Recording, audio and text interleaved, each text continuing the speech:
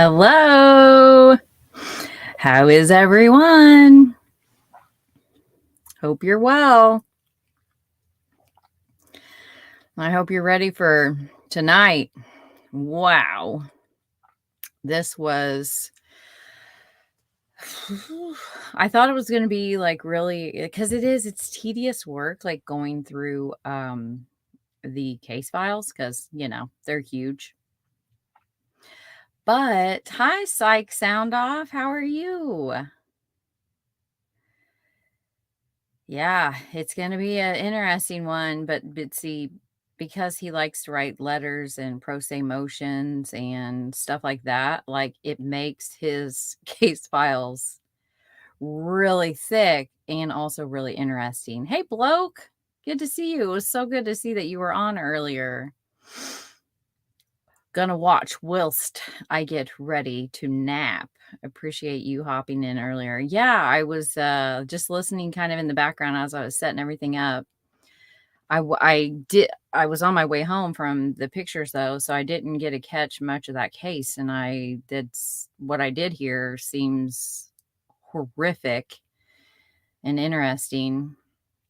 Oh, good. Thank you, Psych Sound Off. I appreciate that. Hey, T for Grandma. How are you? It's good to see you over here. And Chris, glad you're here. Tina, hi.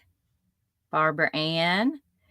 And I just want to send out a special thanks to Brucey for sending me a ton of great information for Kayleen.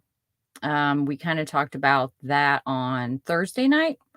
And it's a case that I thought we could just kind of like research together, kind of show you how I like to do things and what I do. And we didn't get too deep into it, but I'm still researching it. And it usually takes me a while when I get really interested in a case. I like to find out as much as I can and work through the timeline. And not that I think I'm going to solve it. I just find that organizing the information is just something that I enjoy doing. And sometimes it can be helpful. So, oh, hey, Polygraph. I loved your comment earlier. Tears for Justice, you're a member now. Thank you. And I also saw that Kristen behind the crime door. I feel so honored. She is a member now. And the other night, she made it to 1,000 subs. So I sent her a super chat, or I hope I did, at the end of her, but it was like right when she was ending, and I didn't realize that I had it on replay, like rewind. So hopefully she was able to get it. I wanted to be her first. But yeah, she did a great episode with Fig Solves about his cousin, and you guys should really go and check that out. If any of them, Chris, if you have the link to her and Bloke's channels, please share. And then hi, Cher. Speaking of Cher, my shark, how are you doing? It's good to see you here. I feel like I don't get to talk to you much anymore. Oh, you're so sweet. Tears for Justice. Hey, Crime, do you mind if I mod you? If you got plans tonight, I know it's a Saturday night. I just see that Chris is by himself, and I took off the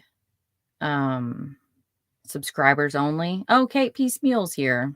She'll help out. I think you're still a mod, Kate. Let me know. I'm going to pull it up, see how many I have. I don't need a lot. I just, I've been doing subscribers only, and that seems to kind of help. But tonight I took it off. So I'm kind of a little bit scared. I just don't like the troll that comes in and puts the N-word and nasty stuff in there. I don't really require much from my mods. Like, they don't have to do a lot, but just in case there's those trolls that I'm trying to pull up YouTube really quick.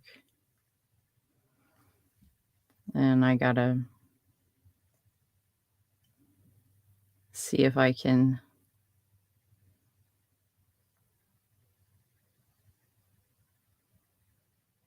I don't know if that is the same Kate. I don't think it is, but because she's a member. Oh, don't worry about it. It's okay. Like, I did a members only. It was just like just me.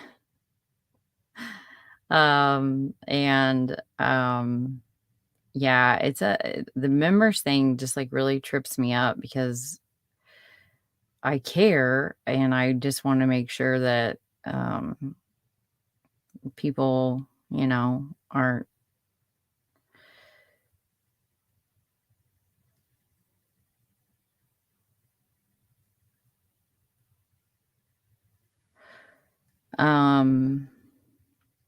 but yeah, Brucey B, I just got done giving you a special thank you for all that you sent me earlier. So I really appreciate that. Aw, Crime. She's a new member.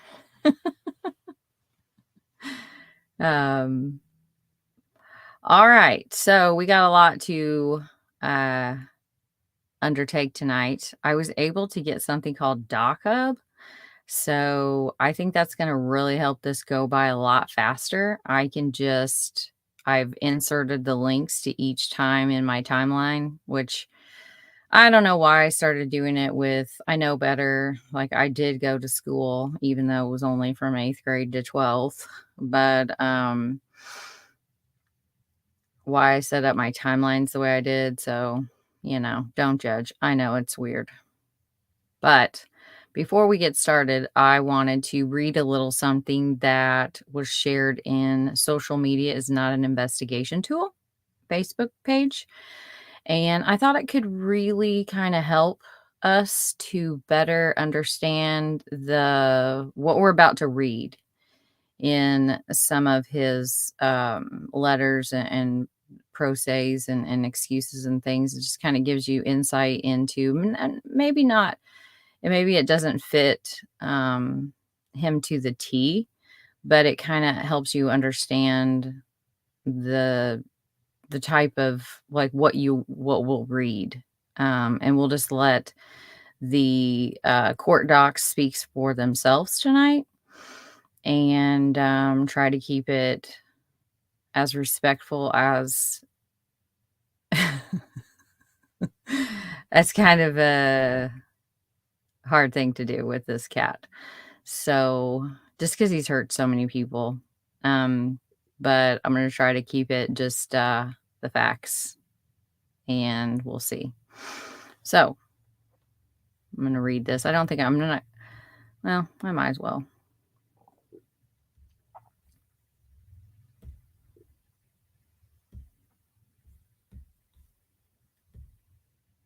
Hey, Professor Pug, how are you? Hey, Daisy.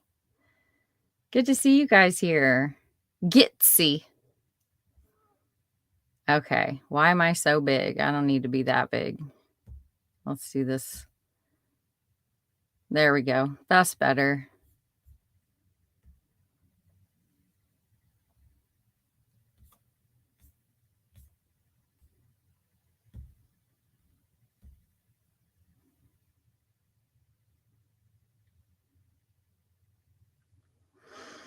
How to identify someone with malignant narcissism. Narcissism is a personality trait recognized throughout history, but awareness of narcissistic personality disorder, NPD, and narcissistic personality in popular culture has grown. As a result, people may wonder whether they are dealing with someone who is selfish, thoughtless, or overly power-seeking, or if they are dealing with someone with a true disorder. There are different types of narcissism, including malignant narcissism. which many consider the most severe. That's why it helps to recognize when you have someone with this condition in your life and what to expect from interactions with them. This knowledge can also provide insight into how to deal with them in the healthiest way possible. Beyond the desire to focus primarily on themselves and be held in high regard by virtually everyone in their lives, people with malignant narcissism tend to have a darker side to their self absorption. These individuals can be highly manipulative and don't care who they hurt as long as they get their own way. Although there is only one official diagnosis for narcissism, there are different types. Someone with grandiose narcissism, for instance, requires excessive praise and attention, while someone with vulnerable narcissism tends to have a lot of anxiety and needs a lot of supportive attention. Among the different types, people with malignant narcissism are by far the most harmful to others.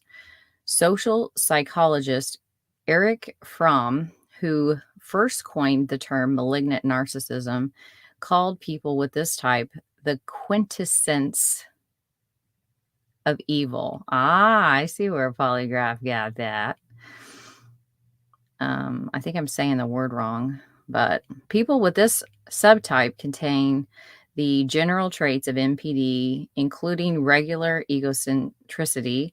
They also have antisocial traits and even a sadistic streak, as well as poor sense of self and lack of empathy. There is often some paranoia involved with malignant narcissism as well.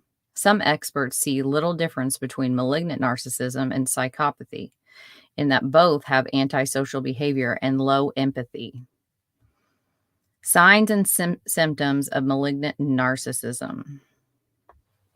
Signs and symptoms of narcissistic personality disorder and the severity of these types vary, but the following are often characteristics of someone with malignant narcissism: preoccupied with fantasies about beauty, brilliance, success, and power, unable to handle criticism, tendency to lash out if they feel slighted, likely to take advantage of others to get what they want, overly concerned about their appearance, have an expectation of being treated as superior.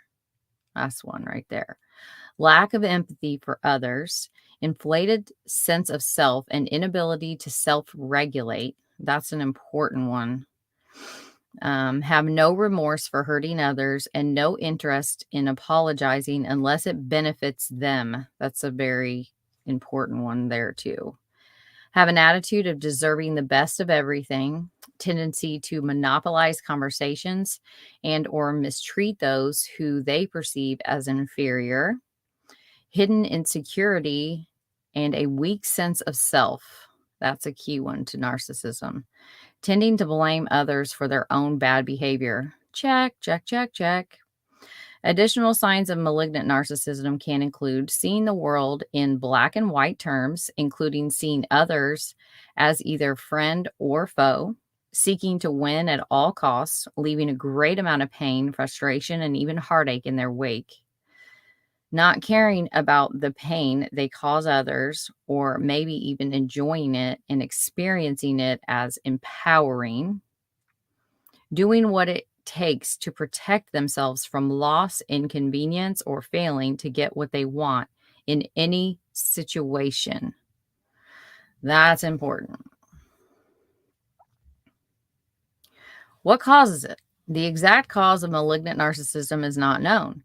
As with most mental health disorders, MPD can develop as a result of a combination of factors. For instance, the following childhood experiences can contribute to the development of MPD: abuse, excessive parental pampering, overly authoritarian pampering, unpredictable care. I think that last one should be moved to the top.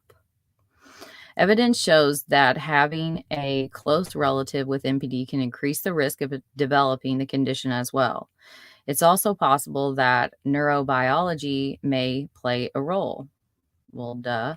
According to research published in 2021, some patients with MPD have been found to have altered gray and white brain matter. And then we don't need that. The following is, I think that was where I was going to stop. Oh, no, I wanted to read this little bit. Narcissism versus NPD. It is important to note that not all narcissistic traits necessarily indicate a personality disorder, which, according to the American Psychiatric Association, involves at least two of the following four areas: affective, ways of responding emotionally; cognitive, ways of thinking about oneself and others; impulse control, very important; ways of controlling one's behavior; interpersonal, ways of relating to others. That's that empathy. Even if your loved one isn't officially diagnosed with NPD, narcissistic behaviors can still be difficult to deal with and have a negative impact on your relationship. While not every person who displays narcissistic traits is a classic narcissist, it is in the sense that they have NPD. Even those who fail to meet the criteria for diagnosis can create a lot of harm with the traits they do possess. Treatment can be challenging, especially since people with NPD often fail to follow through with treatment if they seek treatment at all. And there's just, I think, how to deal. If you are in a relationship with someone or a friendship with someone that has, especially malignant or just NPD, it doesn't necessarily mean that you have to cut that person out of your life. It means that you have to know who you are literally so well that that person cannot rock that, because that's what they try to do. They will try to get you to believe that the sun is green, that it's not raining when it is. And these people have to be in control. And so if you can learn how to control the way that how you interact with them, you can have a somewhat healthy-ish relationship with them. What no one should ever do is compromise their sense of self-worth to have someone with, especially any kind of psychopathy in their lives, because they will just like a succubus, like they will just suck the life right out of you if you let them. We all have control. We all have the power of our own selves and how we can relate to other people. That's it. We can't control what anyone else does, what anyone else says. There's no point in even trying to. I see a lot of people going into relationships thinking that they can help someone. I can help you be a better person. And that's actually can be a part of a paraphilia. If you really look into paraphilias, like that need to be with someone that you're not even attracted to, someone that you can't fix, because someone that is healthy is like boring to you. That's an issue. That's a personal issue. And we don't have the right to try to change people that don't want to be changed. And we don't have a right to be unhappy when we know who they are and refuse to accept who they are. Acceptance is really hard, especially if it's someone that we love or that we were blindsided by, because what these people are really good at doing is the fake out. They can fake you out. They can gaslight, love bomb you to the point where they have you so invested in them with your feelings, sometimes your pocketbook, that it's hard to back out of that, because of like what goes through our own heads. And it's just human nature. But we have to be able to recognize it if we want to be able to stop it in the future. And thank you so much, Crimezilla. You are so sweet. Aw, you're amazing, Culture. Thank you for your courage to speak openly and bring awareness. Aw, I'm so glad you're here. I miss you so much. So it's good to have you. Slow mode. Is it getting, I think it's only on like 15 seconds. Is that annoying? It could be, but let me know how it goes. If someone says they love you the first time you meet them, run. 100%. That is not normal behavior. Someone that's wanting to rush into any kind of relationship, whether it's a friendship, whether it is a working relationship, like professionally, whether it's even in the true crime world. If someone is pushy and they are like just smothering you and they're just so full of like compliments, like it doesn't mean that they're not genuine. It just means to be a little bit cautious. It's not especially in the relationship of like what Psych Sound Off is talking about. That is abnormal behavior. That's just the cold truth. No one, I'm sorry, but there are exceptions to the rules. There are. But love at first sight, I don't understand that. So, someone, that is automatically wanting to be in a relationship after meeting them one time, and they are just all of a sudden, they won't leave your house. They've moved in essentially. There's all of these warning signs that sometimes, unfortunately, we have to experience the hard way in order for us to know um, what not to let someone do in the future. Okay, here we go. Are you guys ready for this?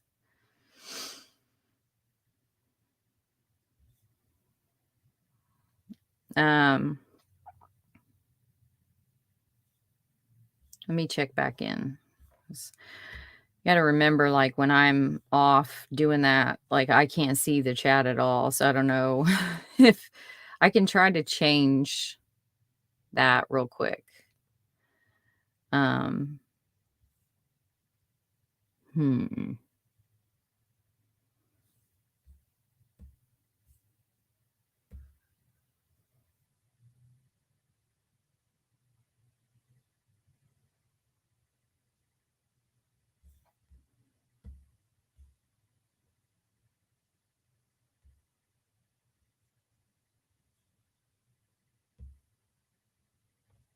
Let's see if this works.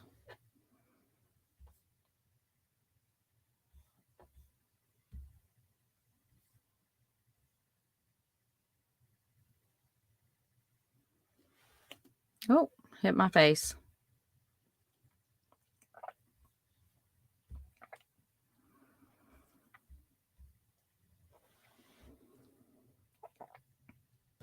There. I did it. Woohoo.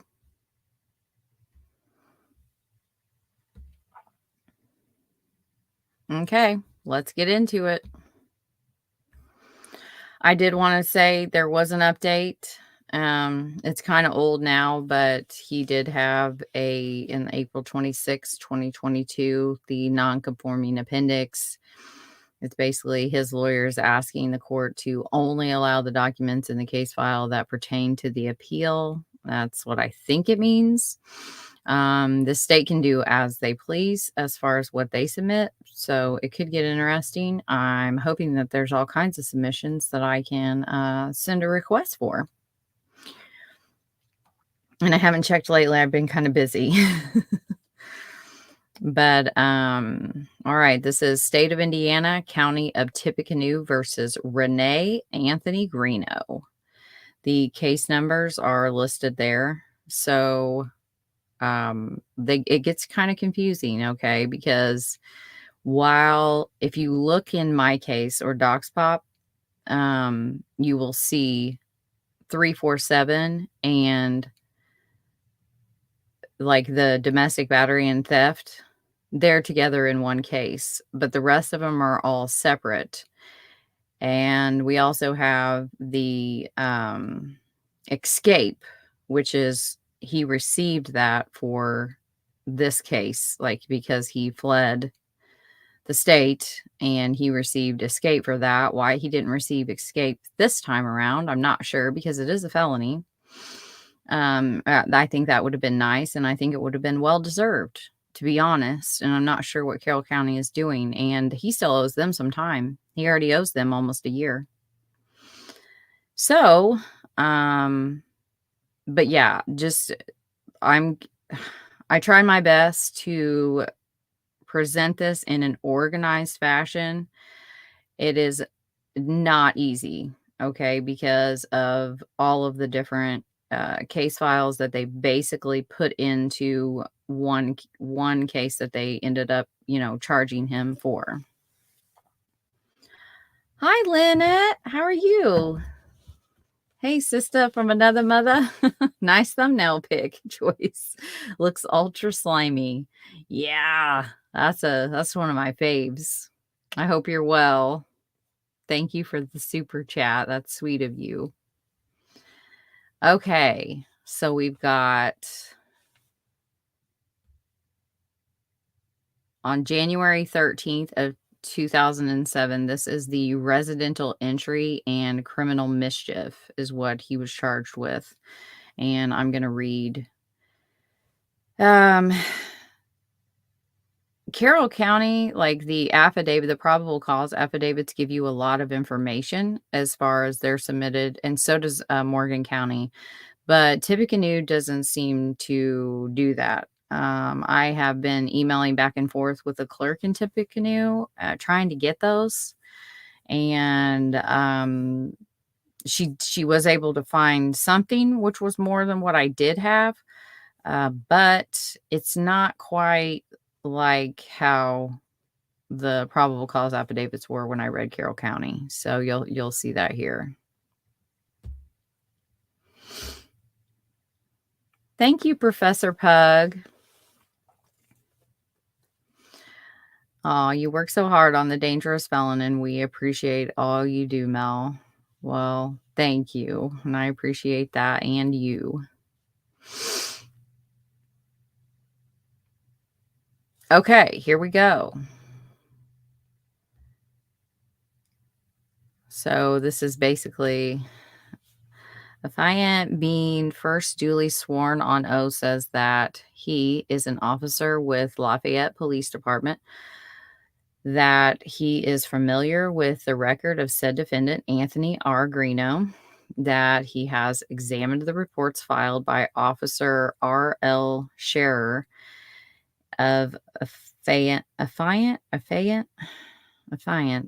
Department, stating, among other things, that he arrested Anthony R. Greeno on January 13th of 2007 for offenses of residential entry and criminal mischief as more fully set forth in Lafayette.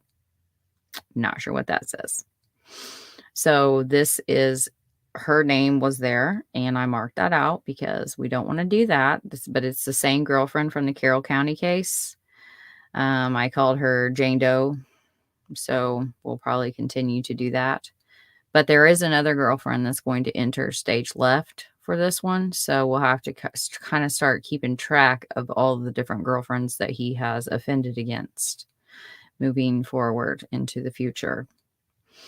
But basically, this is just letting us know that they have they're going to be arresting him, and he had a bond of basically $250 cash, which is super low.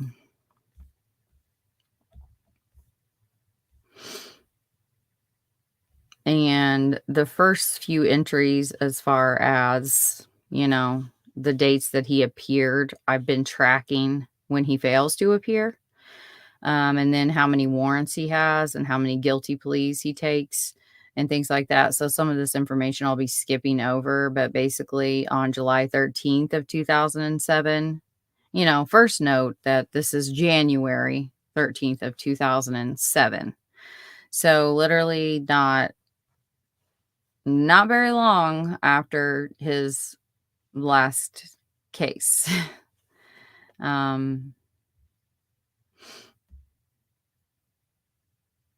So on July 23rd of 2007, he failed to appear because he was in the Carroll County Jail, and he was picked up by them because of he violated his probation because he got in trouble again.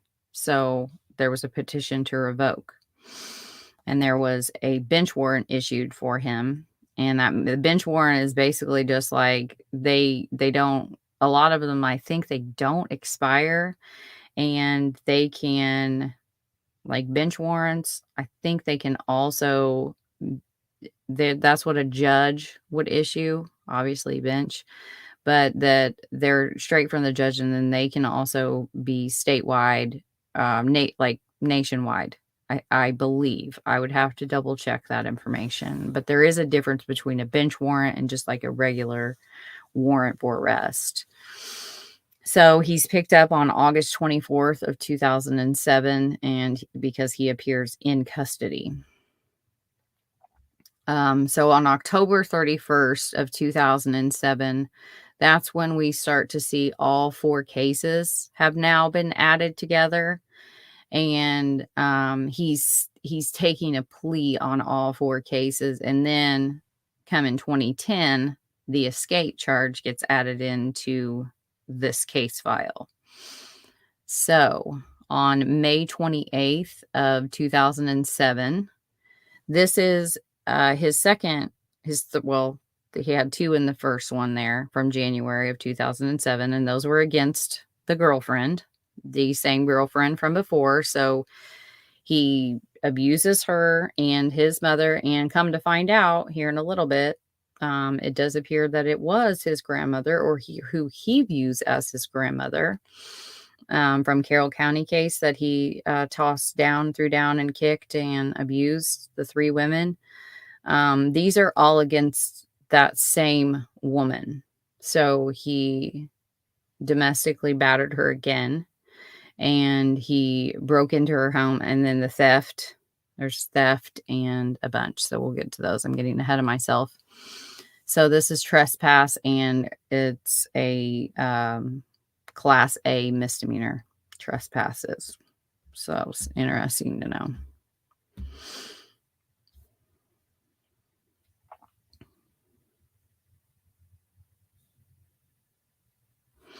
So this is kind of similar. This is what they sent me. Same girlfriend from the Carroll County case again.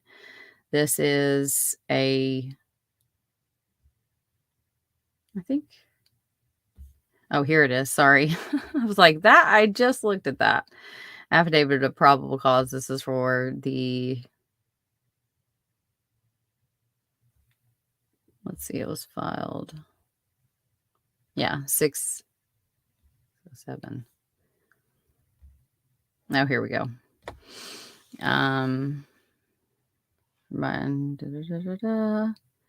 Lafayette Police Department that state, among other things, that he arrested Rene A.C. Greeno on May 28th of 2007 for the offenses of trespass.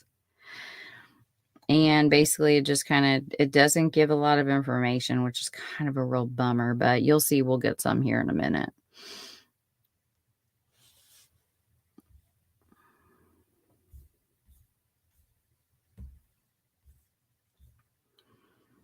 So this one, I'm assuming that he wasn't arrested. It was probably a police call and a police report. And then, so he received a notice to appear, to stand before the court for these charges. Hey, Sharon.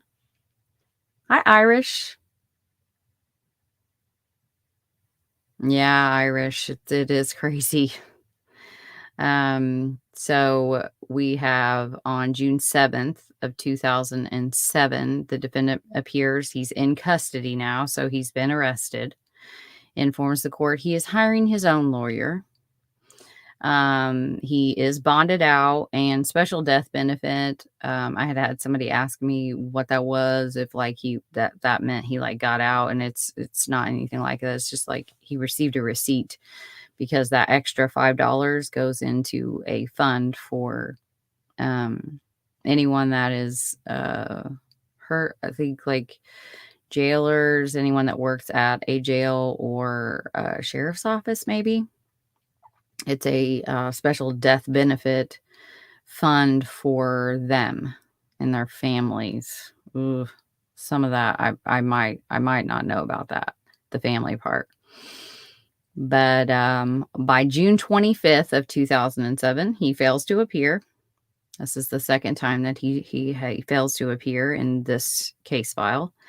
There is a warrant that is issued, but on June 26th of 2007, he appears. So the court vacates the warrant and sets the hearing for July 2nd of 2007.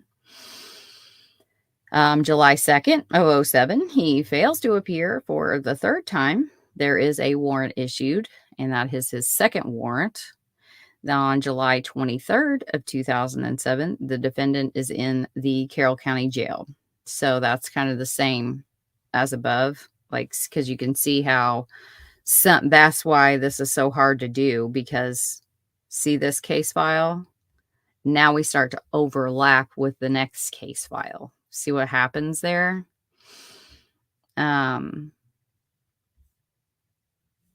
So that's why I kind of just stopped them once they started to repeat.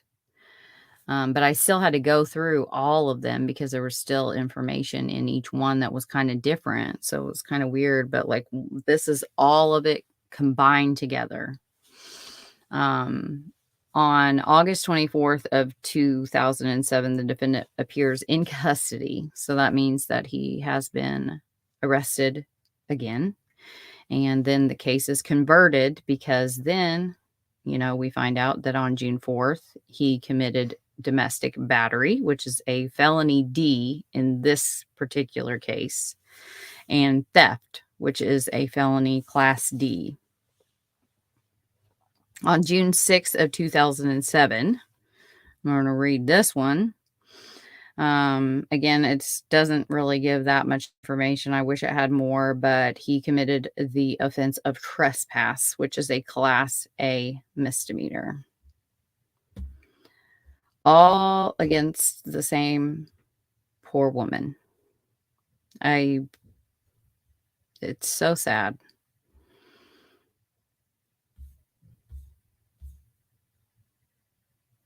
And this is the affidavit of probable cause that I got for this, which it's really not even worth reading because it doesn't have anything in it. It just says that, among other things, that he arrested Rene Anthony Greeno on June 6th of 2007 for the offenses of trespass, a misdemeanor.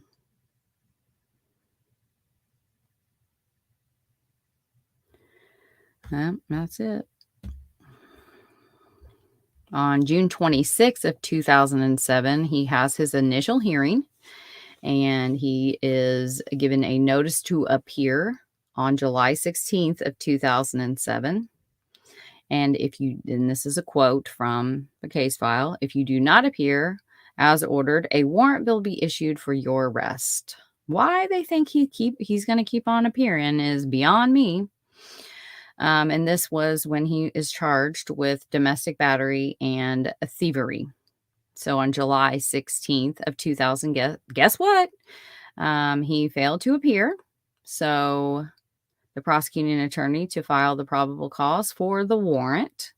And on July 19th, the court reviews the amended PCA and finds that there is probable cause to arrest him. So he receives his third warrant. His bond is set at $5,000 surety and $500 cash. It is a criminal misdemeanor, and the last four, the last five numbers are are what kind of help us, and it is added to the warrant. So criminal trespass is added to the warrant for, I believe, the battery.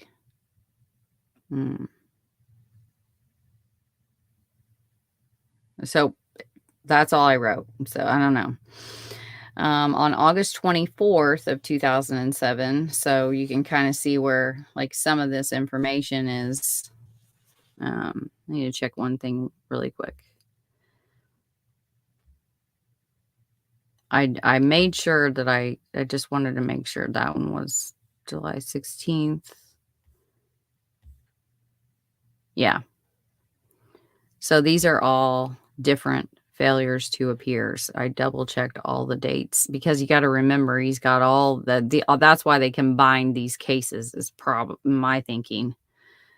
Because it's like, how in the world could anyone keep it straight, court or offender?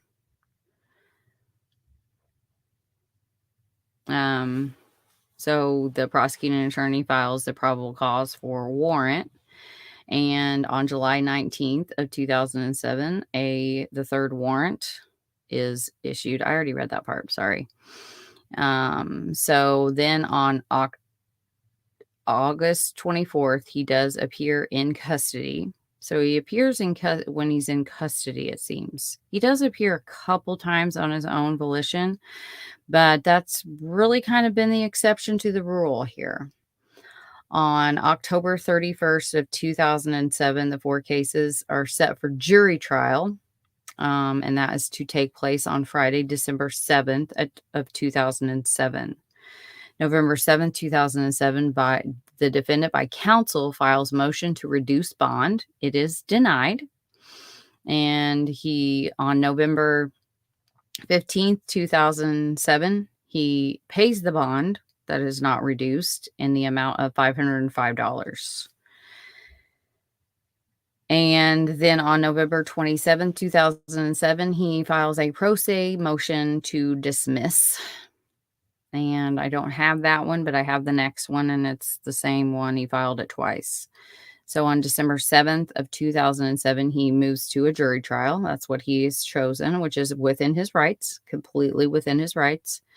It's set for pretrial conference on January 25th of 2008 and set for jury trial on February 5th of 2008. John Phillips files motion to withdraw as his public defender.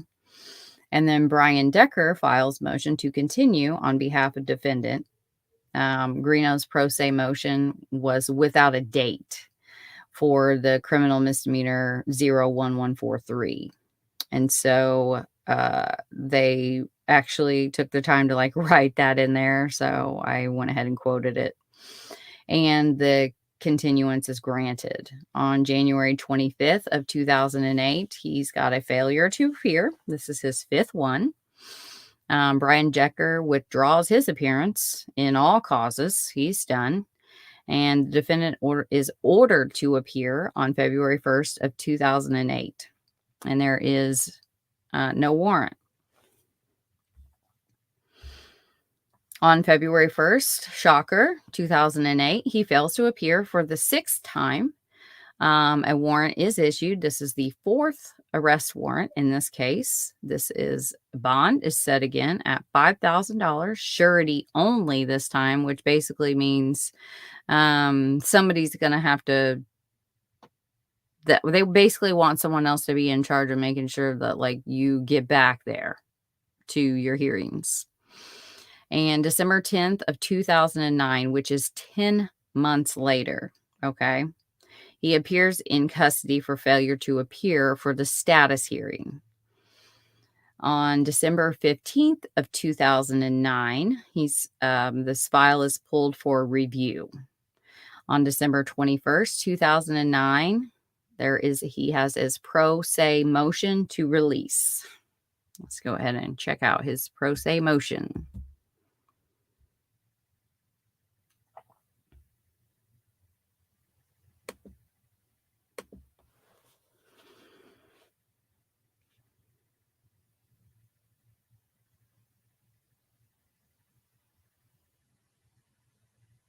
All right. Motion to release. Tippecanoe County work release. Now, some who have been watching these diligently may think that I am repeating myself.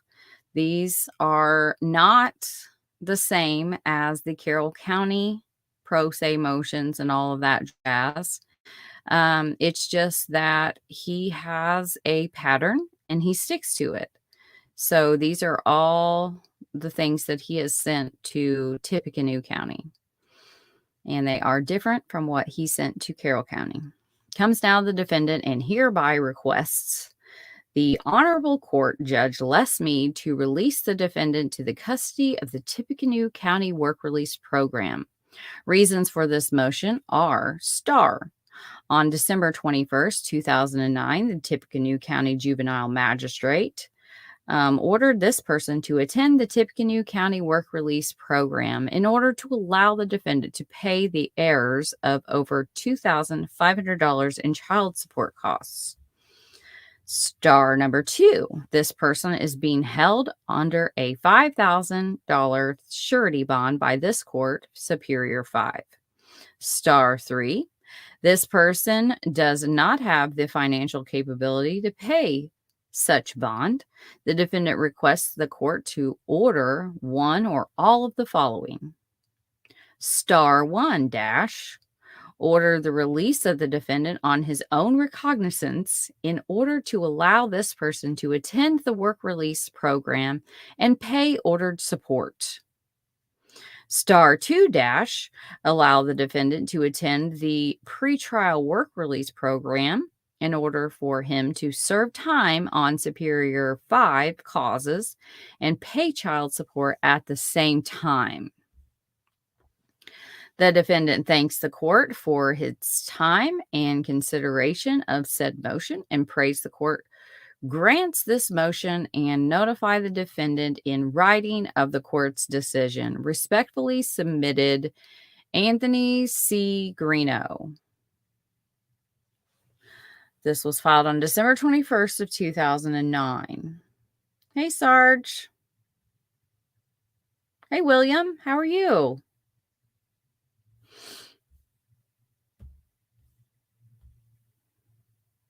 So on January 16th of 2010, so his mom, his adopted mom or foster mom, I'm not sure if there was like an official adoption there. So I just want to try to be factually correct. She writes to the courts, in quotes, to whom it may concern, Rene Anthony Greeno is no longer at this address and hasn't been for 3 to 4 years. He is currently in the Tippecanoe County Jail. Please do not send any more of his mail to this address, end quote. And she signed it. On January 19th of 2010, this is the state's response to his motion to release that I just read.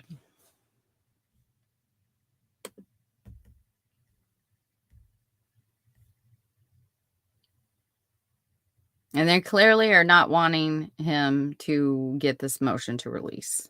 Okay, so just so we're clear. Comes now the state of Indiana by Deputy Prosecuting Attorney Greg Lloyd, like him already, to respectfully request that this court deny the defendant's motion to release. In support thereof, the state submits the following. Number 1, the defendant entered into a diversion for minor in consumption in Carroll County.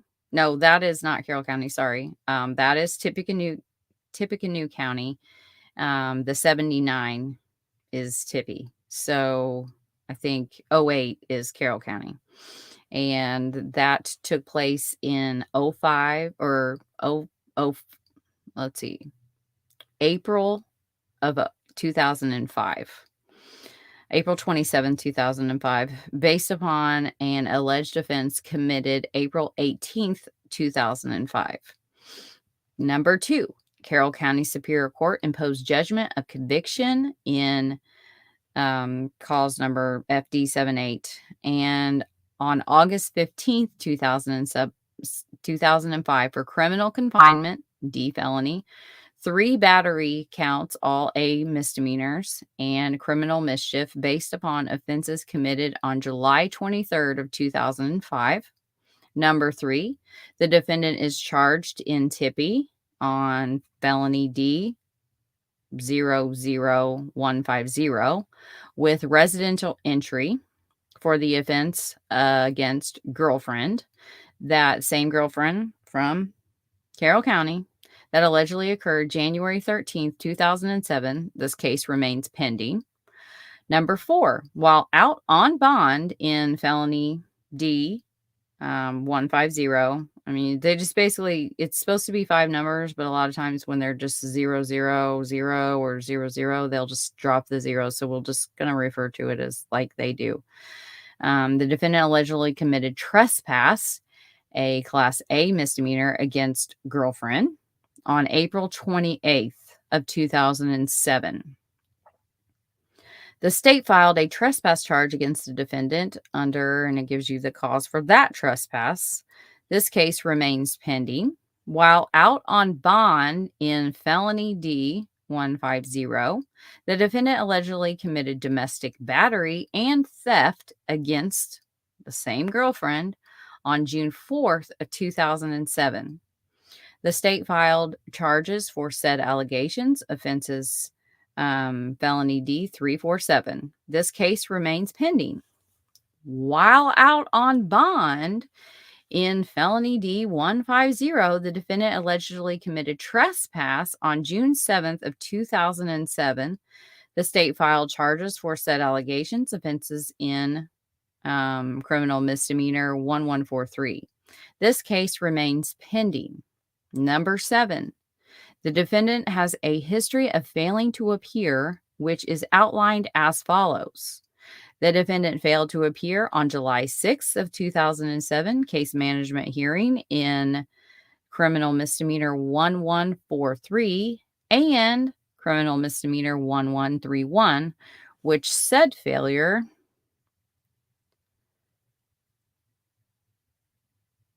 led the court to issue a warrant for the defendant's arrest that was served August 23rd, 2007. The defendant failed to appear on July 13th of 2007, and the felony D 150, which said failure led the court to issue a warrant to arrest the defendant that was served August 23rd, 2007. The defendant failed to appear at this July 16th, 2007 initial hearing in felony D 347. After the state filed an amended probable cause affidavit, the court issued a warrant for the defendant's arrest. Number D, or letter D, the defendant failed to appear on January 25th, 2008 pretrial conference in criminal misdemeanor 1143 and felony D 347 and criminal misdemeanor 1131. Rather than issue a warrant, the court sets these matters for a status hearing on February 1st, 2008. The defendant failed to appear in this February 1st, 2008 status hearing for, it gives you the cause numbers again, which said failure led the court to issue a warrant to arrest the defendant. The court, at this time, the court imposed a $5,000 surety only bond. Therefore, for the safety of the community and to ensure the defendant's appearance at upcoming court hearings, the state requests that the court deny the defendant's motion to release. Affiant does swear or affirm under penalty of perjury as specified in Indiana Code 3544-1 that the foregoing representations are true to the best of affiance. How do you say that word? Affiant? I know the word. I just can't say it. Knowledge and belief. So that's how Greg Lloyd feels about Anthony Greeno, Rene. Can you even believe that? How many times he's returned to abuse her? at this point. Like, I need to start tracking that as well. I might have to add that in. Jeez. Jeez.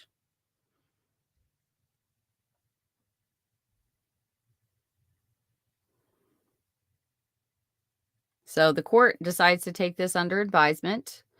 And then on February 12th of 2010, the defendant Greeno appears and requests for the 4 causes to be scheduled for a guilty plea. So he's changed his mind about going to a jury trial. But he's filing some motions here. So this is a motion for a pretrial discovery, motion to continue, public defender out of state, and then that's granted. If this is the really long one, I'm going to take a break before I read it because it's a lot. It might be the next one. We'll see. Oh, it's the next one. Okay.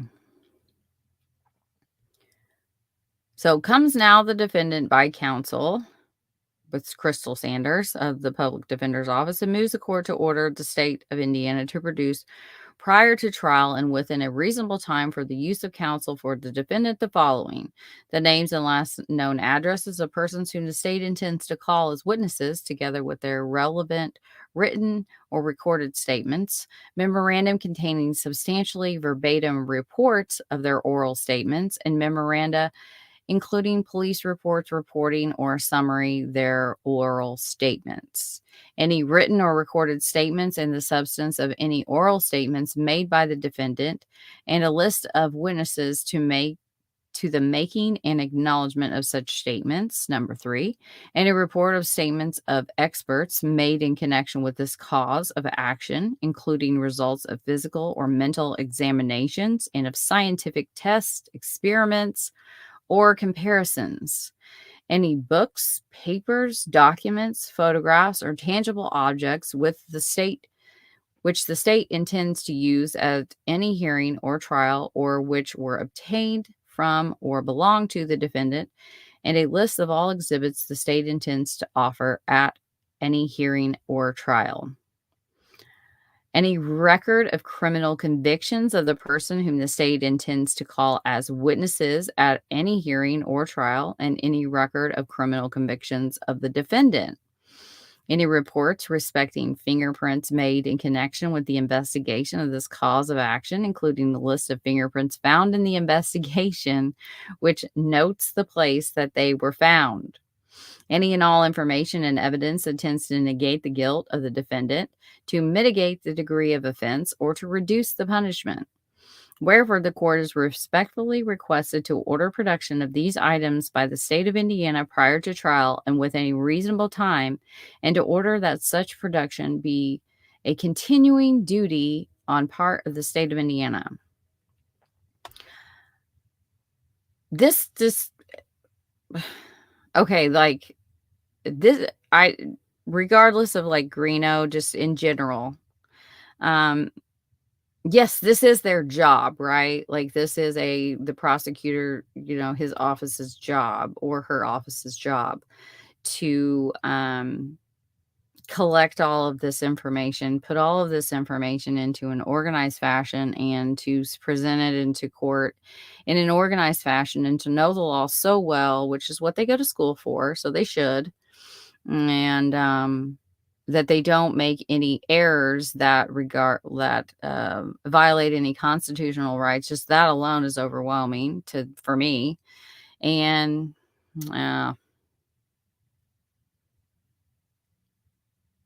thank you, Crimezilla.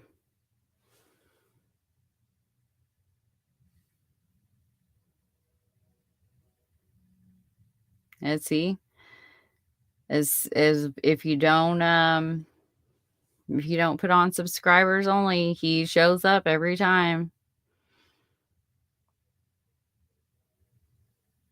Thank you. I appreciate you.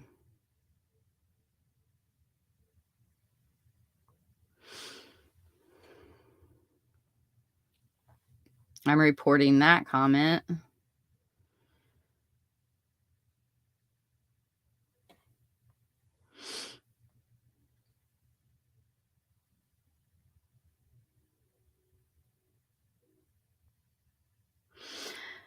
No, I don't think they're Greeno's girlfriend. I think that they are,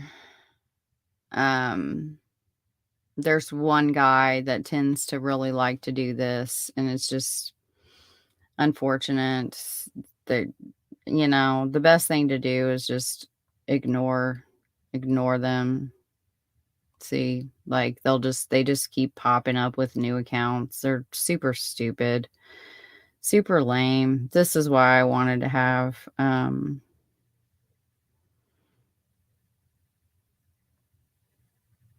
she's faster than me. Woohoo. Yeah, just trolls. Trolls being trolls. What are you going to do? They're trying to get it shut down, is what I think. Like they want to get your live stream taken down by YouTube. And so, yeah.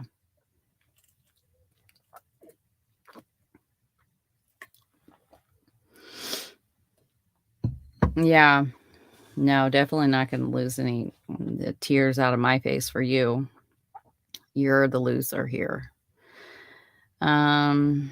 So I just wanted to read this because, oh my gosh, like that's an overwhelming amount of things to do, and no wonder there's so many pleas that we see.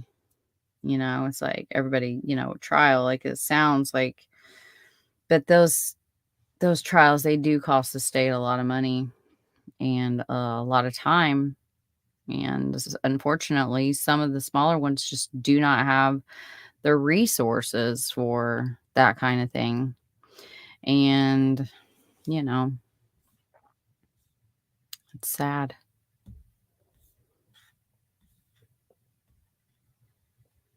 It's still not an excuse, though. Still not an excuse. So that was takes matter under advisement. Suspending notification requests for. Okay, so we are at the motion for pretrial discovery, motion to continue, public defender out of state. Granted, I read all of that.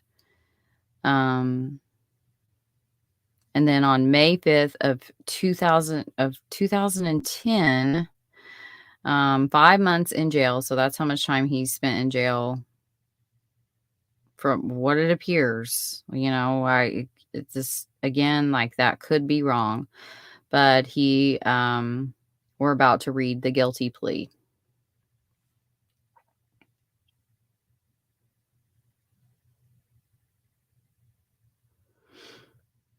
Yeah, it's fine.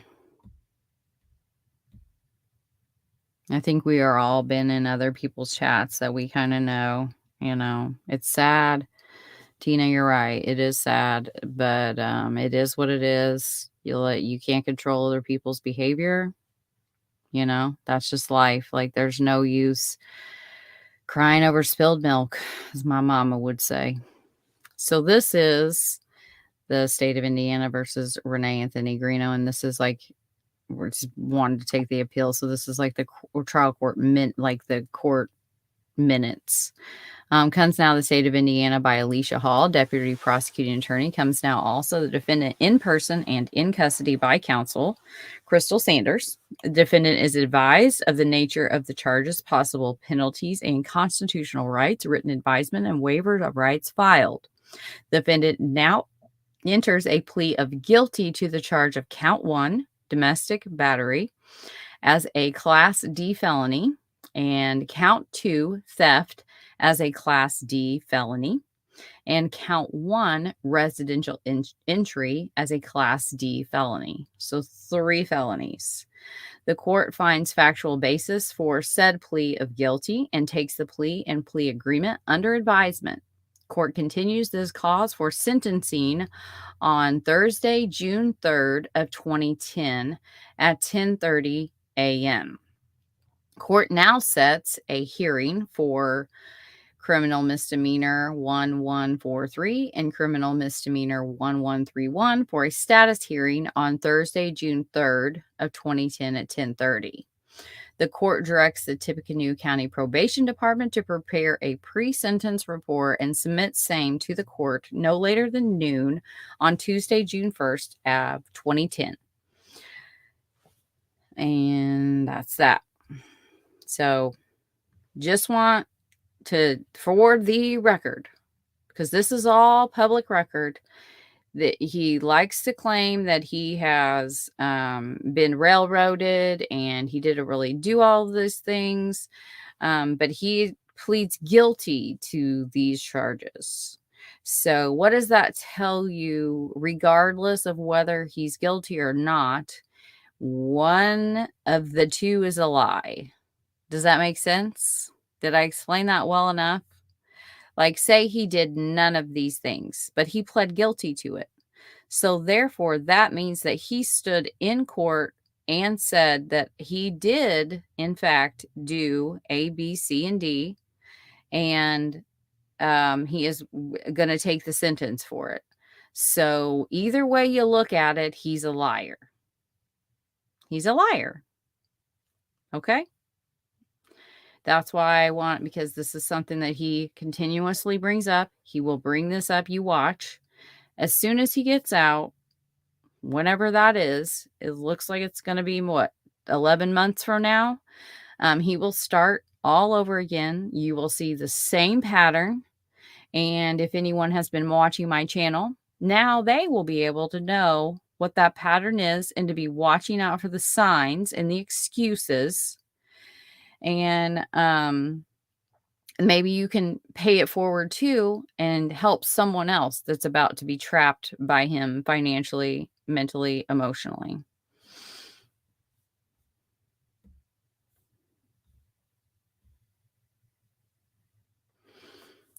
So on June 3rd of 2010, and then I'm going to read the sentencing.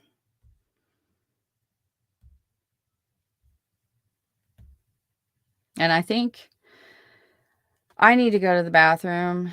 And so before we start, because this one's kind of long, I'm going to take a little bathroom break, but I'm not going to leave you hanging this time. I've got a little something for you to watch while I'm gone. You're so excited, I bet.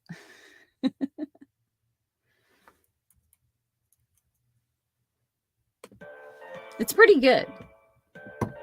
Different. I like it.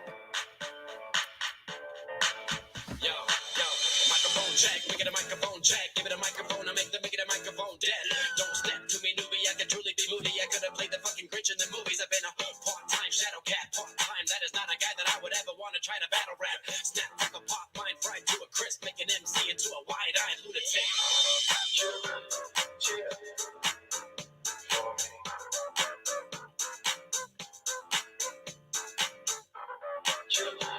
chill.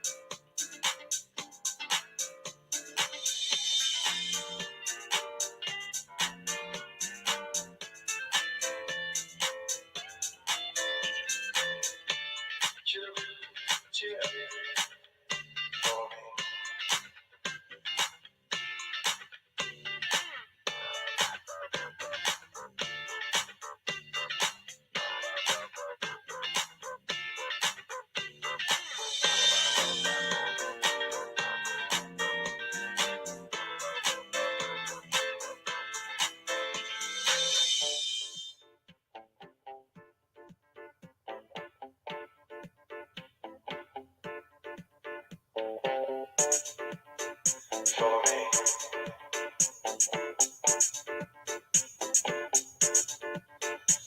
Yo, give it a stage in a minute, I'ma eat you. El professor's in the house, let me teach you. I could defeat you with two hands tied and have you waking in the hospital like, who am I?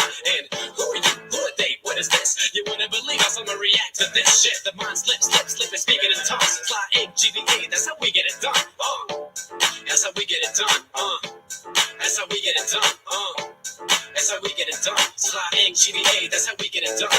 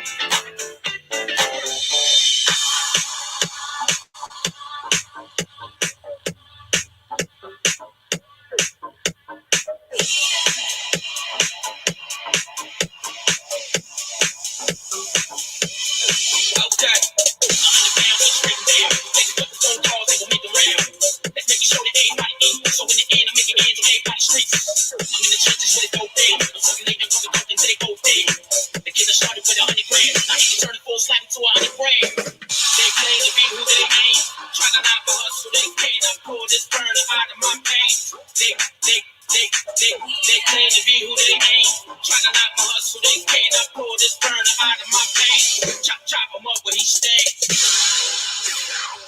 They claim to be who they ain't. Try to knock me so they can't. I pull this bird out of my pants. They claim to be who they ain't.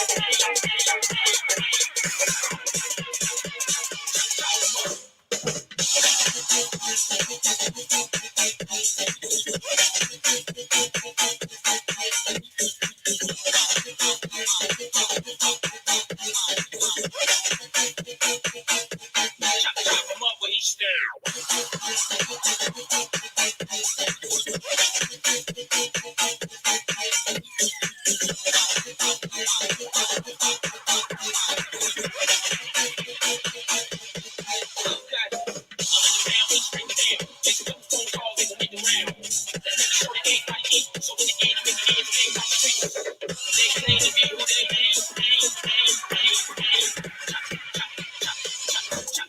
Switch it up.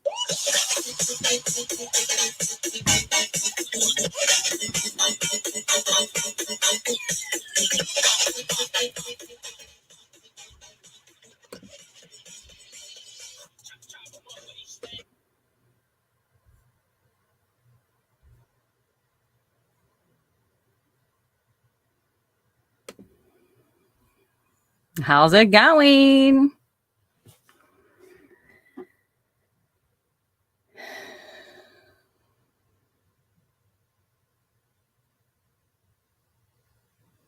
Hi, Alma.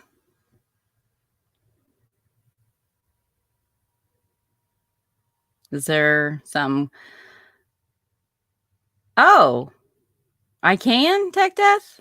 I will do that. I was going to ask you. I didn't know if that was okay though. Like I had just found that and figured it was better than me just like leaving a blank screen when I just have to get up. Like these like long lives are so hard on me because I just want to like move and fiddle. I'm a fiddler and I sit here and I keep drinking. I noticed that I drink so much, not alcohol. It's just, well, this is actually Monster. So I am going to have to take another break because it's almost gone and I'm going to have to fill up my water. But I drink a lot because I'm talking a lot and then I have to pee a lot, you know. You're going out tonight, Kate? That sounds fun. I want to go out. We need to go out together sometime. Be so fun. Oh, good. I need a drummer over now.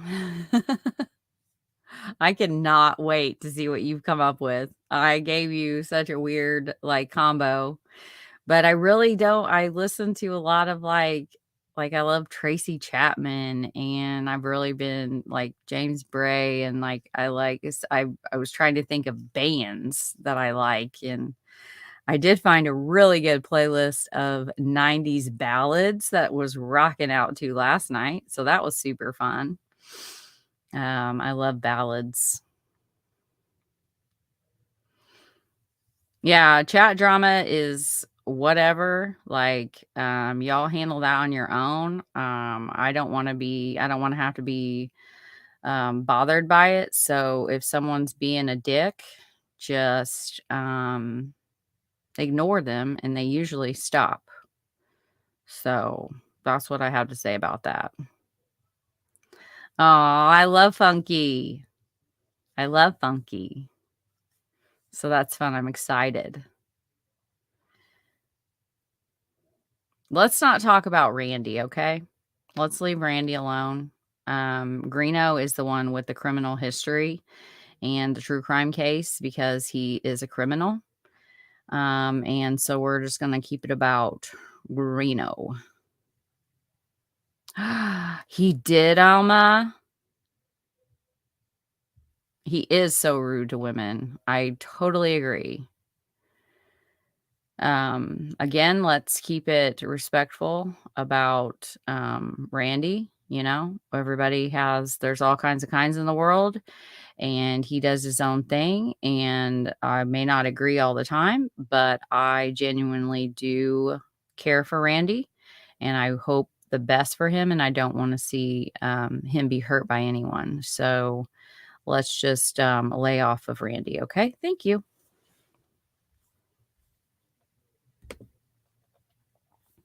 All right. The sentence.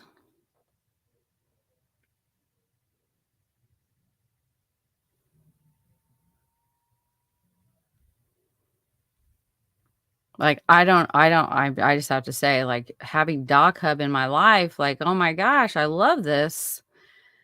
This is what happens when you don't go to you're like homeschooled and you go to like a private school and you grew up in an era kind of just prior to computers and like PCs and stuff. So like the older I get, the more tech I get. And then I find all of these things that everybody else knows about all along. Like I can't do, like you'll see these case sixes is on here, like this right here. It's because I don't know how to do a watermark. Like I don't know how to make one. And so it's just this on here because these files were gathered by a group of individuals. And I want to make sure that I honor the fact that I didn't gather all of these myself. There was a group of us and we all got them together because some of them do cost some money.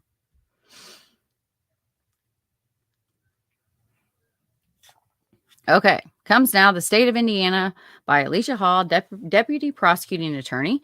Comes also The Defendant in Person and in Custody by Crystal Sanders, his attorney for sentencing. Court is in receipt of the pre-sentence investigation report prepared by the Tippecanoe County Probation Department. Parties have received the pre-sentence report and addendum and find no factual errors. The court now hears testimony and evidence on behalf of the defendant. State of Indiana introduces evidence and testimony. In considering the sentence of the defendant, court now considers the factors made mandatory by statute. Among them, the risk that the defendant will commit another crime, the nature and circumstances of the crime committed, the defendant's prior criminal record, character, and condition. The court finds there is factual basis for the defendant's plea of guilty and enters judgment of conviction on count 1, domestic battery, class D felony, count 2, theft as a class D felony, and count 1, residential entry as a class D felony. The court imposes the following sentence. Imposes fines of $500 suspended upon timely and satisfactory completion of all terms and conditions of probation. Imposes a jail sentence of 2 years in count 1, 2 years in count 2, 2 years in count 1. So that is count, it's not count 1, 2, and 3 because he received the other one as a violation of like he kept getting out and doing it again, getting out, doing it again. So that's why it's called count 1 again, just in case. And these are to be served consecutive, which means one right after another. Concurrent means you can serve the same sentence inside of the longest sentence. So these are all the same amount. So it would be 2 years. You can fulfill all of your concurrent sentences, but this is consecutive. It means it's 2, 2, and then 2. 2 years suspended in count 1 upon timely and satisfactory completion of all terms and conditions of probation. That's a key. Defendant is to serve 2 years executed in count 1 and 2 years executed in count 2 in the Indiana Department of Corrections with credit for good time. Court recommends a level to be determined by Tippecanoe County Community Corrections. Defendant to receive credit for 273 days served in the Tippecanoe County Jail plus 273 days of good time credit. The defendant is to be directed a direct transfer to Tippecanoe County Community Corrections if accepted. So this is a work release program. Court advises the defendant is sentenced for not less than the earliest release date and no more than the maximum possible release date. The defendant's sentence calls for an executed term of an imprisonment of 4 years. Accordingly, the estimated total cost to incarcerate the defendant for this term of imprisonment is $78,781.60. Jeez. Defendant he's placed on supervised probation for a period of 1 year and unsupervised probation for 1 year in the domestic battery and theft on the following terms and conditions: pays court costs in the sum of $164 within 30 days of to the Tippecanoe County Clerk. Good and lawful behavior. Do not use or consume alcohol or alcoholic beverages, or illegally uses or possesses controlled substances. Do not enter a bar, tavern, or liquor store. Comply with all rules of probation set by Tippecanoe County Probation Department. Pay child support obligations as due and comply with any I don't know how to say these words. Payment determined and fixed by Superior Court 3. Upon release, attend satisfactorily, complete, and pay all fees associated with an evaluation and any education or counseling as recommended by Batterers Intervention Program. The defendant is ordered to complete all recommended counseling and payment of all counseling fees. Do not threaten or harass the ex-girlfriend. Waive Fourth Amendment rights as to search and seizure, and submit to and pay for random alcohol and drug screens as requested by the probation department or any law enforcement officer. Notify all service providers of the court within 48 hours of any change of address. All conditions must be completed and proof provided, or the prosecutor's office may seek to have your probation revoked and a sentence imposed. The defendant is advised of his right to appeal. And it is signed by the Honorable Judge Les Mead.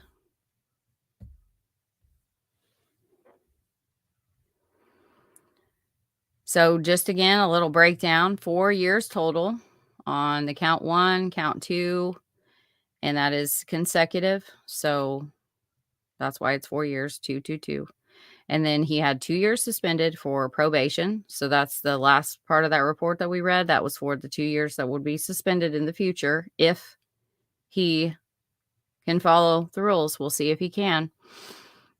He receives a credit for 273 days of actual days that he served. So that means that it's 50-50. So 1-to-1 ratio of good time versus actual days, which is whatever. It's just crazy to me. He is a direct transfer to the work release program. So basically they go into, some of them, they can vary. Some of them I've seen where they work all week and they have to go at night. And then they stay there all weekend. So they have to basically turn themselves in every Friday after work. But they also have to go back and they spend the night there. But they can be released to go to work. Work release. Duh. So he is not less than the earliest release date and no more than the maximum possible release date. And it's signed by the judge. So the prosecutor, Alicia Hall, files a nolle prosequi, will no longer prosecute. That's what that word means. Just a fancy word. It's Latin, of course, it just means they're not going to prosecute him and they're moving to dismiss the other 2 counts, the trespass and the 1131 and 1143. So that was a part of his plea deal, is to not prosecute him on those. He has $675 disbursement of bond amount to be picked up from the clerk. Money is ridiculous. On June 10th of 2010, defendant Greeno is placed in the Tippecanoe County Community Corrections Program work release. So remember that date, June 10th, 2010. Chat getting along? We good? Hey, Gray.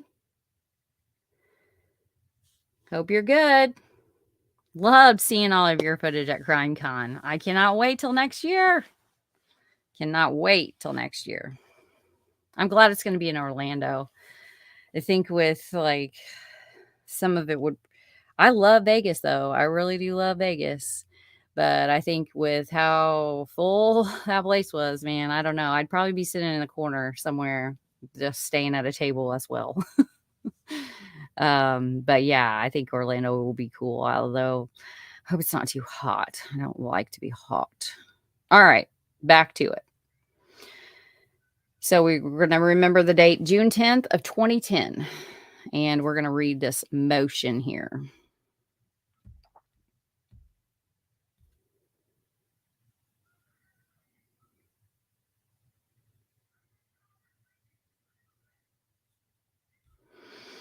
And this is followed by pro se Anthony C. Greeno. Just doesn't seem to remember his name. But he is now calling himself the first. I love the way that's written. Motion to modify sentence comes now defendant Anthony C. Greeno first, pro se, to respectfully motion this honorable court to modify the sentence imposed on June 3rd of 2010. Under the above captioned cause, grounds for this movement are as follows. Number 1, on or about June 3rd, 2010, this court imposed a sentence of 6 years, 2 of which were suspended, and the remaining 4 were to be executed at the Tippecanoe County Community Corrections at a level to be determined by them. I've got to get some chapstick. Sorry, I can't take it anymore.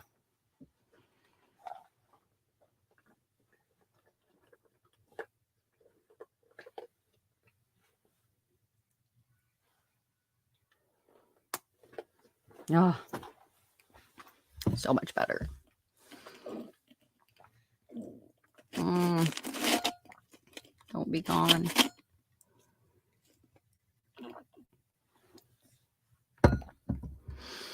Okay, where do we leave off? I don't know. I was so concentrated on the chapstick need that I just lost myself. There for a second, I'm back. And the remaining 4 to be executed at the TCCC at a level to be determined by them. Upon release, the defendant is to serve 1 year on supervised probation following 1 year on supervised probation. The defendant was placed in the Tippecanoe County Work Release Program on June 10th of 2010. The defendant has complied with all fees associated with the program and has a current balance of $0.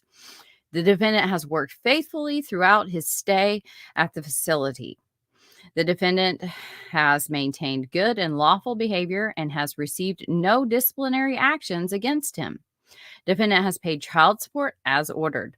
Defendant is currently enrolled in all court-ordered programs. Number 3, as of August 28th, 2010, the defendant will have served half of his original sentence, with 9 months served in the Tippecanoe County Jail and 3 months in the work release program. The defendant believes it is in both the best interest of him and his children if his sentence be modified to either a lesser executed term or be placed in a less restrictive community corrections program, such as home detention. Home detention would allow the defendant to manage his own business from home, as well as maintain current employment he has obtained while in the work release program. Wherefore, defendant requests the court to take this matter under advisement and to set a hearing regarding this motion. Respectfully, Anthony Greeno, first.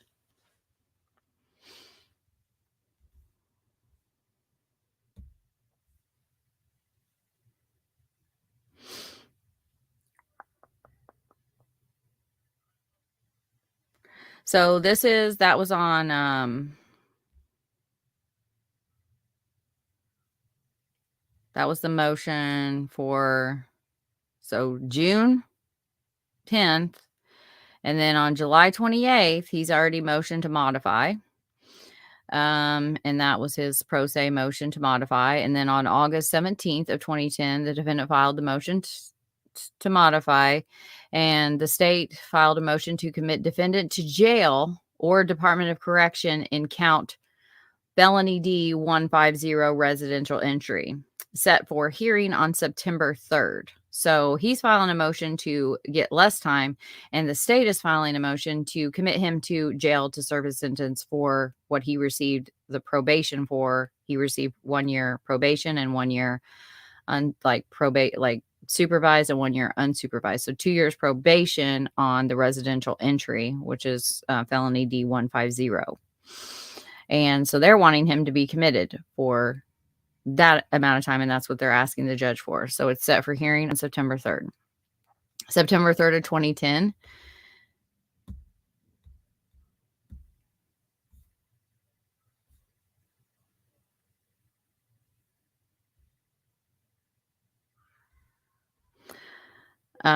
Comes now the state of Indiana by Alicia O'Keefe, deputy prosecuting attorney, and files a motion to commit defendant to Tippecanoe County Jail or Department of Corrections for service of remaining executed sentence. The court now finds probable cause contained therein and orders issuance of a warrant for the defendant's arrest. Warrant order issued, bond set in the penal sum of $10,000, surety only. They want some insurance, so he's going to show. Defendant files pro se motion to modify sentence, and motion was set for hearing, and defendant fails to appear. The court notes, since the motion was set for hearing, the defendant has been charged with escape in 79D 05 1009 felony D 420. Accordingly, the defendant's motion to modify sentence is denied. That was on September 3rd of 2010. Okay.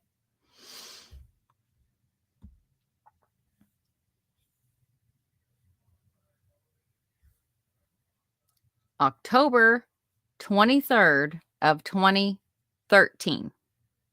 Okay. So what is that? That's 3 years later.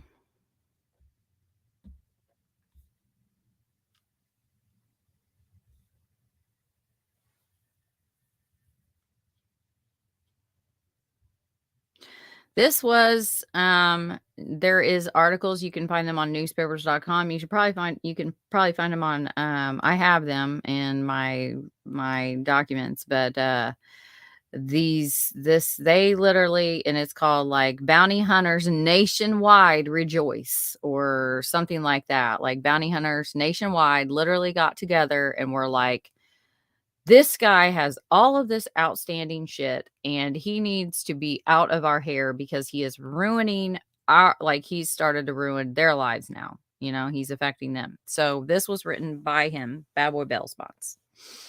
An actual legitimate, a real one, not a fake one. Hello, I wanted to give you another update on defendant Rene Anthony Greeno, a wanted fugitive out of Tippecanoe County Circuit Court 5. He has been arrested and is currently incarcerated in Cass County, North Dakota. Here is a link to his latest escapade. And it gives a link. Besides the 2 warrants for revocation and the escape warrant out of Tippecanoe County Circuit Court 5, it appears Mr. Greeno still has a very old open misdemeanor cause in, this is Tippecanoe is 79 and it's 00871. I think it's the minor in consumption.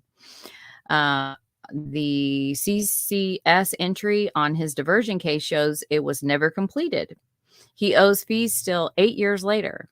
One would think that the court might have taken out this past due. I need to just make this a little bit bigger. Diversion fees from the 2 $500 cash bonds posted in cause number 347 and 150. It also appears that perhaps those cash bonds actually should have been forfeited due to the FDA in said cause numbers and turned over to the state of Indiana and then dispersed the appropriate funds as per Indiana code. which deposits 50% of the late surrender fee into the county extradition sheriff's assistance fund and 50% into the police pension fund. Instead of being deposited onto these funds, it was returned to the defendant, who eventually fled from work release. If his bail money had been forfeited, the money from his prior cases, I'm struggling to I don't know if it's the font or what. Sorry. From his prior cases could have been used to pay for his extradition transportation back to Indiana for his escape, failure to return to lawful detention charges, and serve time for his revocation cases. That would have been true justice. Amen. Bad boys, bail bonds. Thank you for your time and attention in this matter. Basically, like, they were all trying to get Indiana to pick him up on this outstanding warrant. And then there was bench warrants. So, yeah, no. That's it. I just think it's pretty awesome that, for one, they saw the destruction and the potential for danger. He was breaking in, breaking down the wrong doors. He was doing all kinds of crazy stuff. He was claiming to be things that he's not. He's wearing a police uniform when he's not, just like dangerous things that can get people really hurt, especially when they don't know what they're doing. And he talked a big talk, but you can tell that he does not know what he's doing. Even in the videos, you can tell he doesn't know what he's doing. Even in the photos of him holding a firearm, he doesn't know what he's doing with that. Therefore, it's dangerous. And these legitimate bail bondsmen all saw the danger that he had, and the they had even said, like, our reputation, we're trying to get it back in good standing anyway, regardless. Like, we don't need this fool coming along and making us all look bad. And so I think it's pretty cool. That's what a community should do when someone tries to come in and tarnish it. Like, I hope you can see the correlation I'm trying to make there.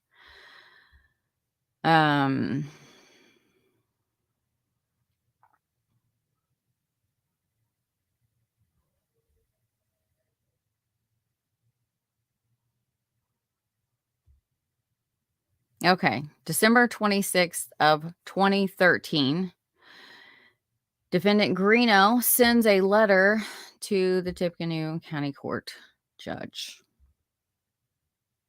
This is fun.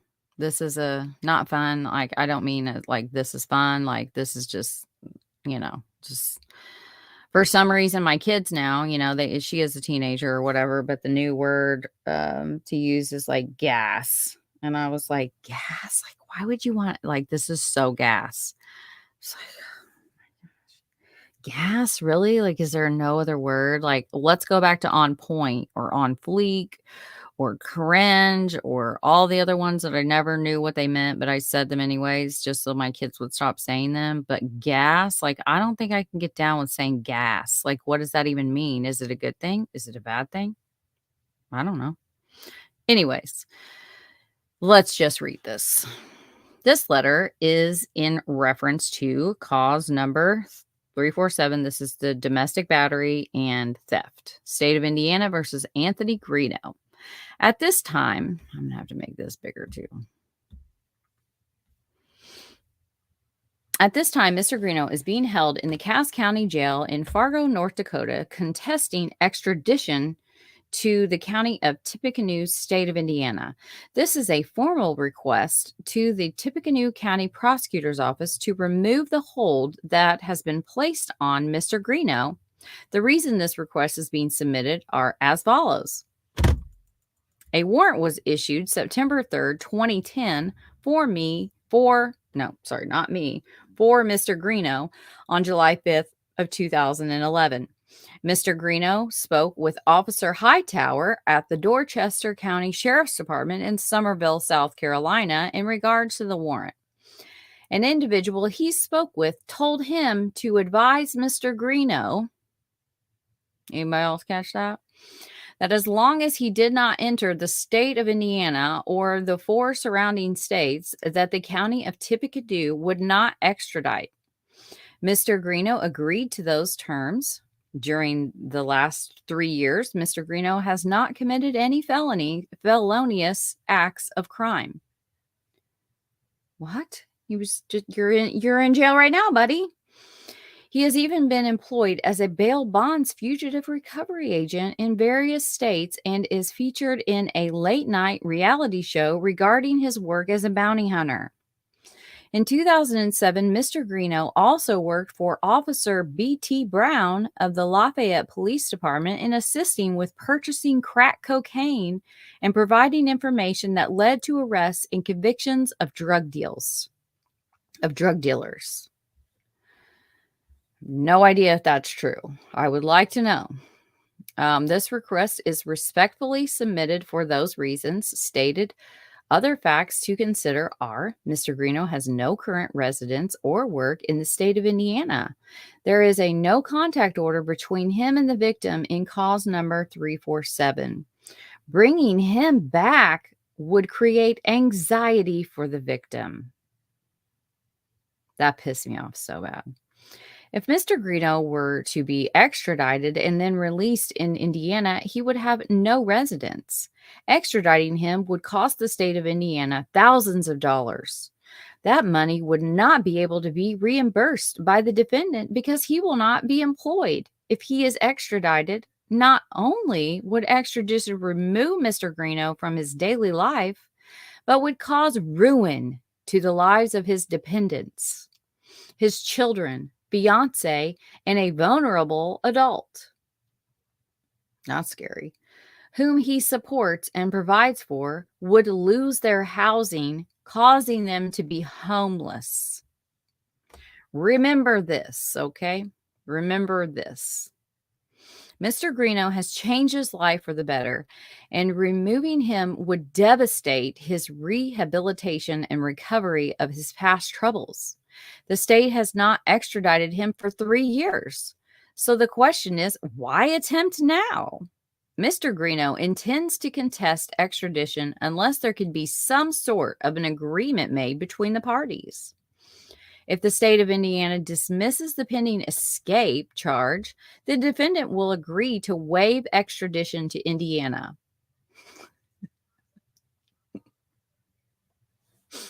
Just a sec.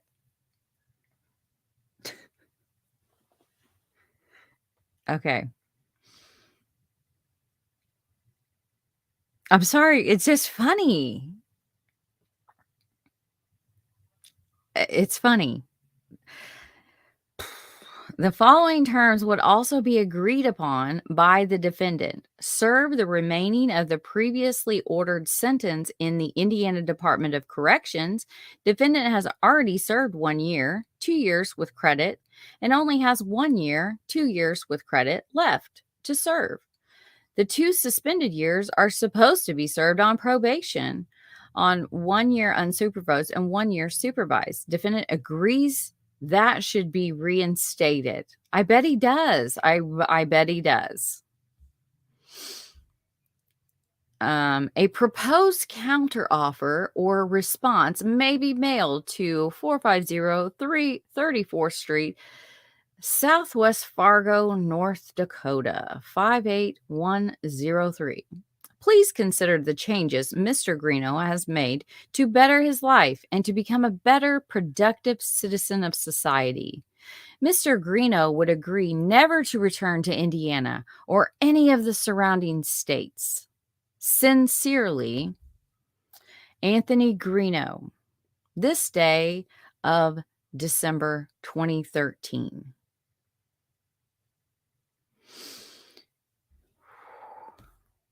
Wow.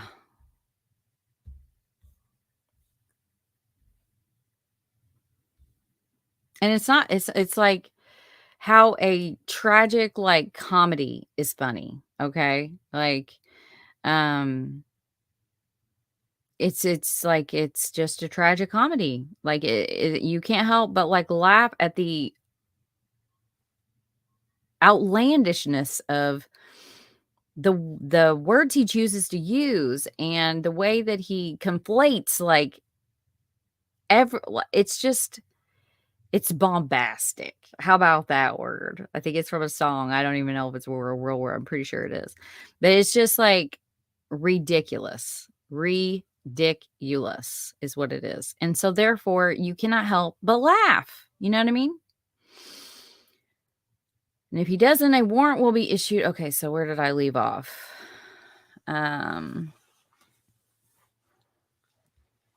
So we read his letter. So then on February 10th of 2014, read the hearing in minutes.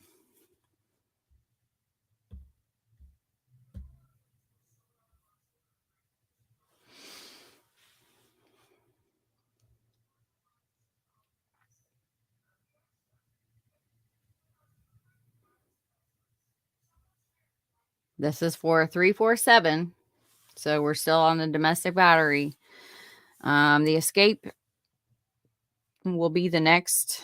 Well, actually, I think the North Dakota one will be the next one I do, but it'll be both of those. So it'll be the North Dakota and the escape because I don't think I have very much on the North Dakota one. So I do have a little bit though. So we'll start because like I said, from 2005 until today, literally today, all of his criminal cases overlap each other. I mean, he still has outstanding fees back from 2005. So those cases are not really done. And he could still be, he has a whole entire sentence from Carroll County that he has yet to even serve. Like they just forgot about it. They know, we'll get to it. Filing of the motion to commit and his rights as they pertain to said motion. Defendant requests the appointment of the public defender. Court hears evidence and appoints the public defender to represent the defendant. Court now sets this cause for a public defender meeting on Friday, February 21st of 2014 at 8 a.m. On Friday, February 28th of 2014 at 8:30. If the defendant fails to appear for evidentiary hearing, a warrant will be issued for the defendant's arrest. Bail in the sum of $10,000 surety. How ridiculous is that?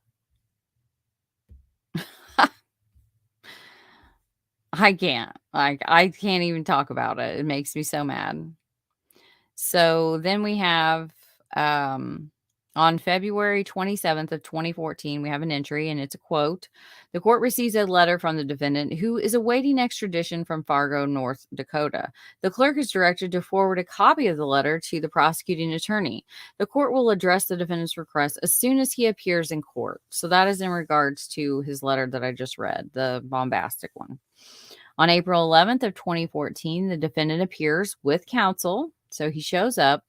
Defendant requests that count 1 and 2, so 347 domestic battery and 150 theft, and felony D, the 420 is the escape, be scheduled for a guilty plea, again, guilty plea, on June 5th of 2014. Court entry. This is a quote. The defendant affidavit of indigenous, I can't say that word either. Indigenous, I can't say it, that word, is not an adequate basis for the defendant to be provided with a transcript of the guilty plea hearing, given that the sentence was already specified in the plea agreement that the defendant signed. The defendant has waived his right to appeal in these cases, signed by Judge Lesmead. And this is missing from the file, but thank goodness he filed it again, so we have it. He filed it again on August 27th of 2014. This is his pro se motions for transcripts of his guilty plea and sentencing hearing in cause this number 420 and 347.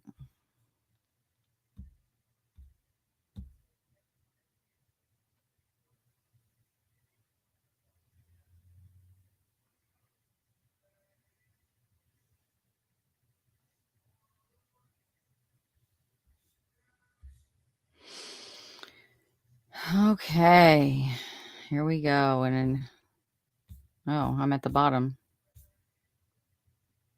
Okay. So, dear clerk, I've enclosed an original and 2 copies of my pro se motion for transcripts of guilty plea and sentencing hearing and an affidavit of indigency. That's like trying to say Worcestershire sauce. You know, like that word is just something. Please file the enclosed pleadings with the court and return a file marked copy of each for my records. Yours truly, Anthony Greeno. Motion for transcripts of guilty plea and sentencing hearing comes now. The petitioner, Anthony Greeno Sr., pro se, and respectfully moves this honorable court to issue an order directing the Tippecanoe County Clerk to prepare and deliver a transcript of the guilty plea and sentencing hearings in the above entitled cause of action, which transcript should include, in addition to the guilty plea and sentencing hearing, a copy of the written plea bargain agreement and the pre-sentence report submitted in this case. The following representations are made in support of this petition. The petitioner entered his guilty plea in this case on May 7th of 2014. The petitioner was sentenced by the court on May 7th of 2014. Pursuant to the decision of the court in United States versus McCallum, petitioner believes that the reasons set forth below establish that the request is not frivolous, and the transcript is needed to present the issues to the court for decision. A. Defendant needs a copy for his own records. The petitioner submits an affidavit of indigency along with this petition. Wherefore, the petition prays that the court ordered preparation of the transcripts requested herein and delivered of same to petitioner at the address below, and for all further relief deemed just and proper in the premises. Respectfully submitted, Anthony Greeno at the Westville Correctional Facility.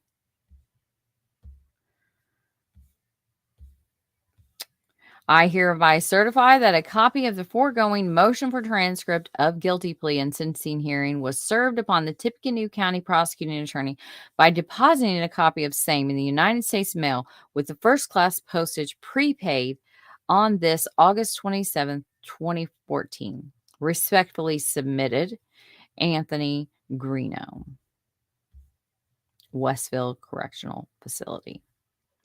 Confined persons petition to proceed in forma pauperis with contemporaneous affidavit of indigency.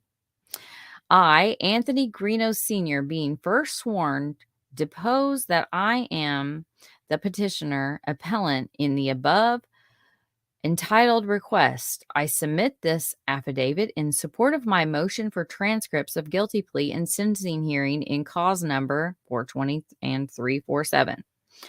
I further depose and make the following statements to wit. I am not presently employed.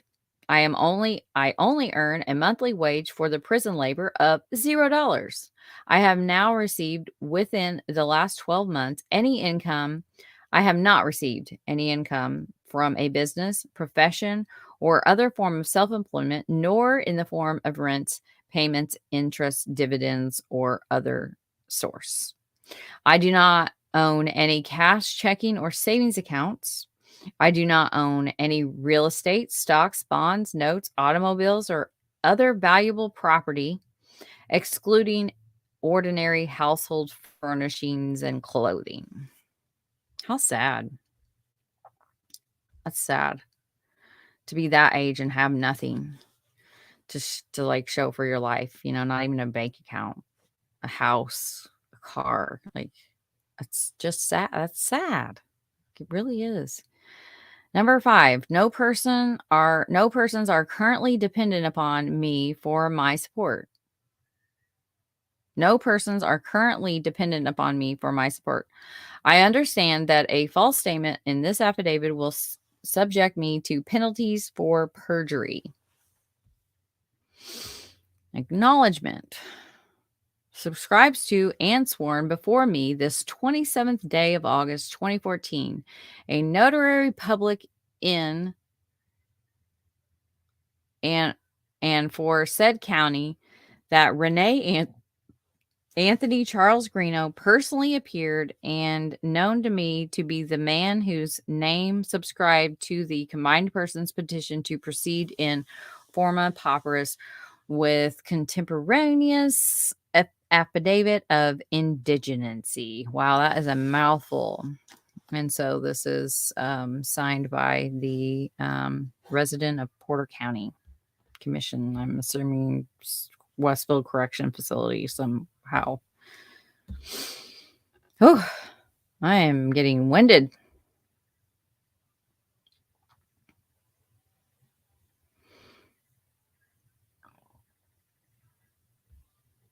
On September 16th of 2014, the court entry, the defendant files another motion for transcripts and affidavit. So that's what we just read, right? Did this like jump? No. Quote, the defendant's affidavit of indigency is not an adequate basis for the defendant to be provided with a transcript of the guilty plea hearing, given that the sentence was already specified in the plea agreement and that the defendant signed. The defendant has waived his right to appeal in these cases. Signed, Judge Les Mead. December 9th of 2014, court denies defendant's self-represented appearance. So he appeared on these things. He motioned for the modification of sentence to an alternative placement and motioned to the court-ordered eval.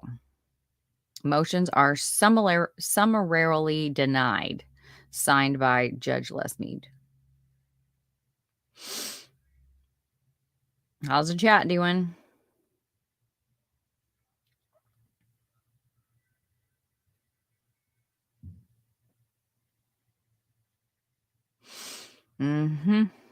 Yep.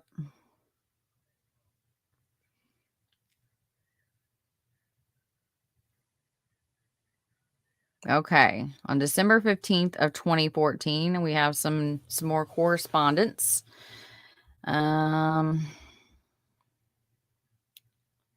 is a probation parole status update and notice of address change in employment.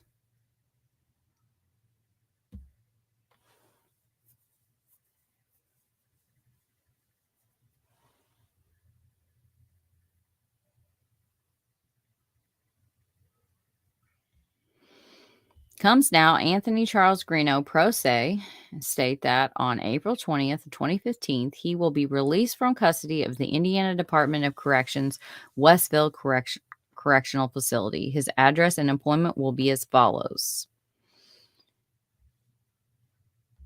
He will be employed at, so he lists an address, Southern Bounty Fugitive Enforcement. That will be his title. Bail and Fugitive Enforcement Recovery Agent, and he's listed another address here. So he's just letting the court know of what where he's going to go, what he's going to do. Okay. So the court receives the defendant's on February 12th of 2015. The court receives the defendant's notice of address change and employment along with probation parole status update. Court requests that the Tippecanoe County Probation Department to review the files along with the defendant's request and respond in writing as to whether defendant's proposed relocation and employment would violate the terms of his probation in these cause numbers: 420, 347 and 150. March 17th of 2015, we have pro se motion for dismissal of fines, affidavit of indigency, affidavit in support, motion for emergency hearing, and we have a bunch of exhibits. So this one is really long, but it is interesting. And once we get through this, we'll be almost done. But I'm just needing a little break. Like, it's just a lot. And I need to get some water because this monster has made me super hyper. So I just need to get some water and walk around a little bit. But I want to get it done. Like, I want to get this case file done so that we can move on to the next ones and then just hurry this process up. Like, I don't want to be doing, I thought that I wanted to just spread Greeno out and do him, you know, over the course of the next year. But I just really don't. I just want to get him done. And then, you know, we can always do a recap right before he gets out just to refresh everybody's memories as to why we need to stand up to him continuing to profit off of and exploit the true crime community and the victims that actually, and their families that actually do and we should respect them, and that they are the ones that that need our help in whatever capacity we give it. That's fine, as long as you do that in a respectful manner and you don't steal from them. Okay? That's why I do what I do.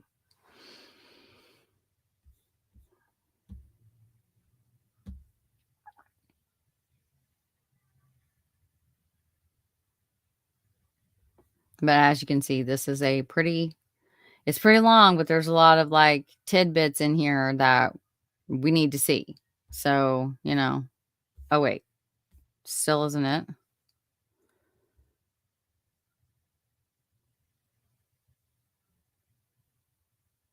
What is this one? Did I get off track again? I think I did. Oh, great. I've lost my place.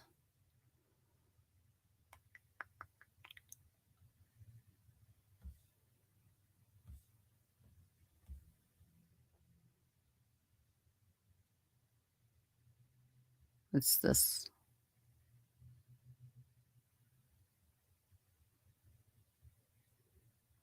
Nope, might not be the long one. Goodness, there's so many. Yeah, it's not. So we'll go ahead and do this one. To whom this may concern, I am currently serving a sentence in the IDOC Westfield Correctional Facility under cause numbers 347, 4, and 4 through 420. In June 2010, when I was originally sentenced, I was sentenced to suspended time in 150 and was ordered to complete 1 year of supervised probation and 1 year of unsupervised probation. The case manager here at DOC is telling me that they do not have that on file and that I will not have to report to County Probation Department when I am released from custody because I will be reporting to parole. I feel that this information is incorrect. My throat's starting to hurt. And I do not want to get into any trouble by doing the wrong thing. So I'm contacting your office in search of some answers. Probation overrides parole, and if I am to report to probation and not parole, please send me confirmation of that. Also, please send the Westfield Correctional Facility a copy of that order as well. I just want to make sure that I do the right thing. Yeah. And report to the correct place. Please be advised that my current address is in South Carolina and that is where I will be going back to when I am released from custody, as I do not reside in Indiana. My release date is April 22nd, 2014. Please file the enclosed pleadings with the court and return the file marked copy for my records. Yours truly, Anthony Greeno.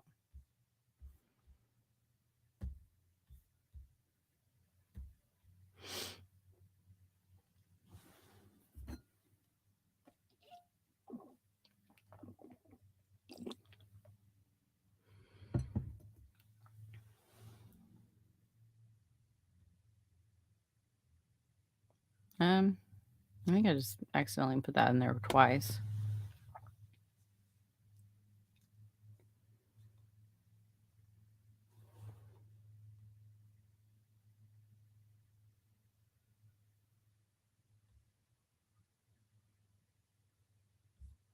I think I did. Wonder why. It's two separate ones, though.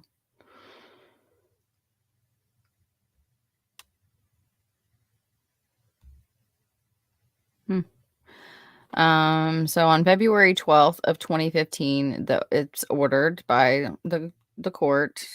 Court receives defendant's notice of address change and employment along with probation parole status update. Court requests that Tippecanoe County Probation Art to review the files along with the defendant's request and respond in writing as to whether defendant's proposed relocation and employment would violate the terms of his probation in these causes.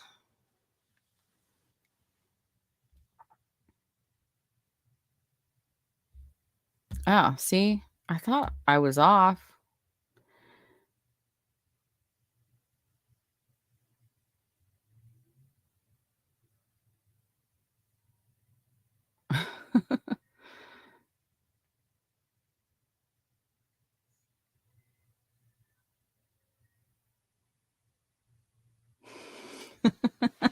Professor Pug.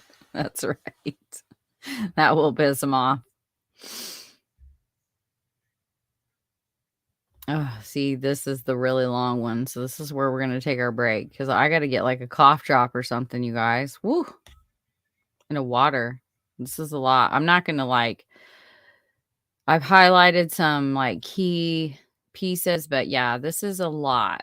And then a lot of these are exhibits of what we've already read. So we'll just like look at the exhibits and see what he is putting forth as his proof of, I don't even know what. Like I don't know what he's trying to do here. So we're going to take a quick break and I'm going to play some.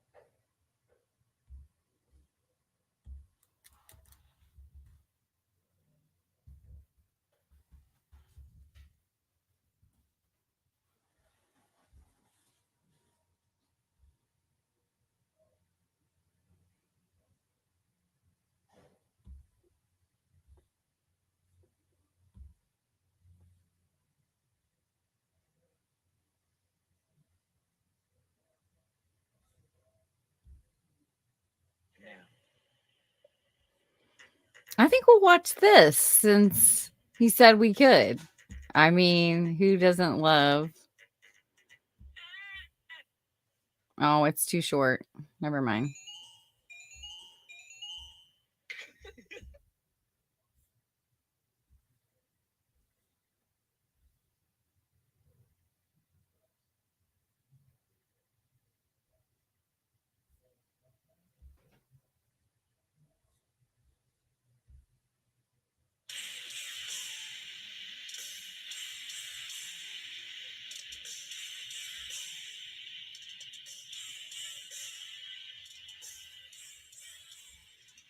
Oh my gosh, this is trippy.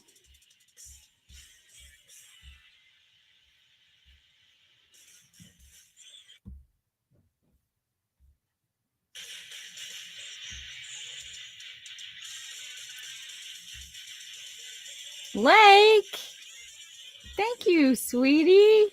I miss you. Thank you so much. Trip out with this video while I take a break and get some water.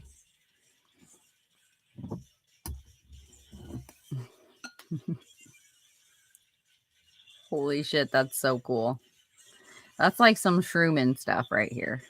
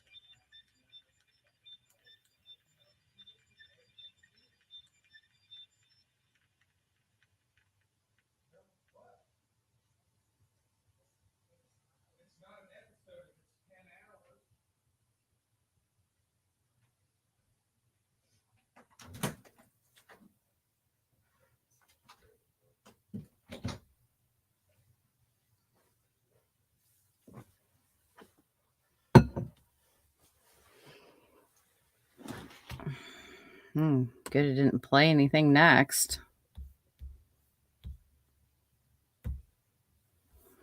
That would have been bad.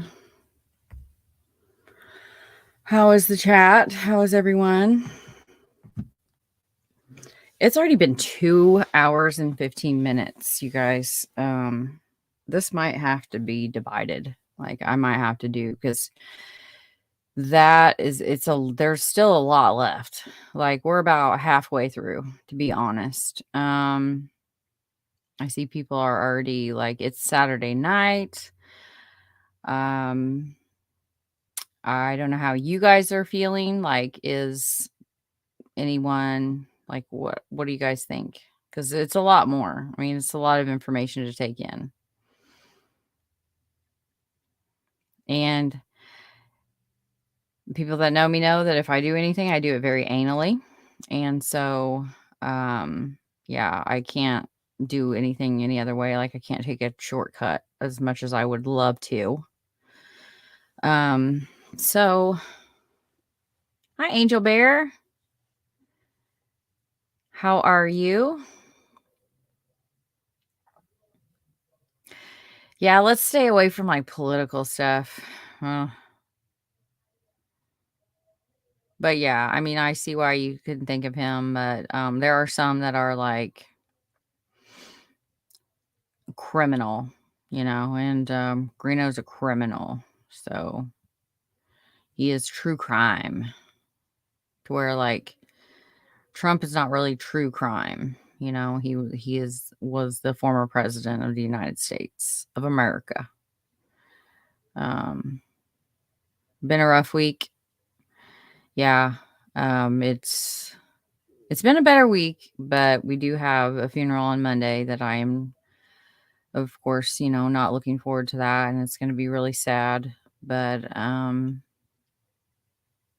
you got to be there for the people that cared about you in their life and their family. And so, it's going to be more of a memorial. So that should be different. I haven't been to a lot of those, so I'm not really sure what, the difference is. My family is very traditional. They love their traditional funerals.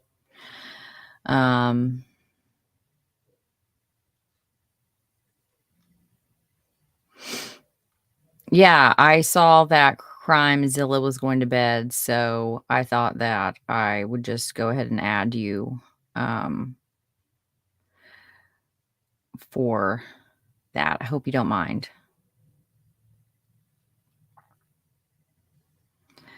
Thank you, Cher. Just a young kid, just that's why it's so important to teach our kids to make the right choices for themselves. And that's why I've chosen for myself not to be a helicopter parent. Because, at the end of the day, you can't, I teach my kids, I can't make you do anything. You can choose to, and then we can be copacetic. And if you choose not to do what I tell you to do, then there is some form of punishment that you're not going to like, and it doesn't mean that you have to spank your kids. I kind of wish I didn't. I don't think it was necessary once something happened, like a medical issue came to our attention, and I changed the way I parented, and just parented the way I parented because that's how I was parented, and without really even thinking about it. But I do feel that, with children, like they need to know that they're very happy when they are not the ones in control. Just go take a gander at Walmart. And if you see a kid throwing himself down on the floor, that's a kid that is not happy.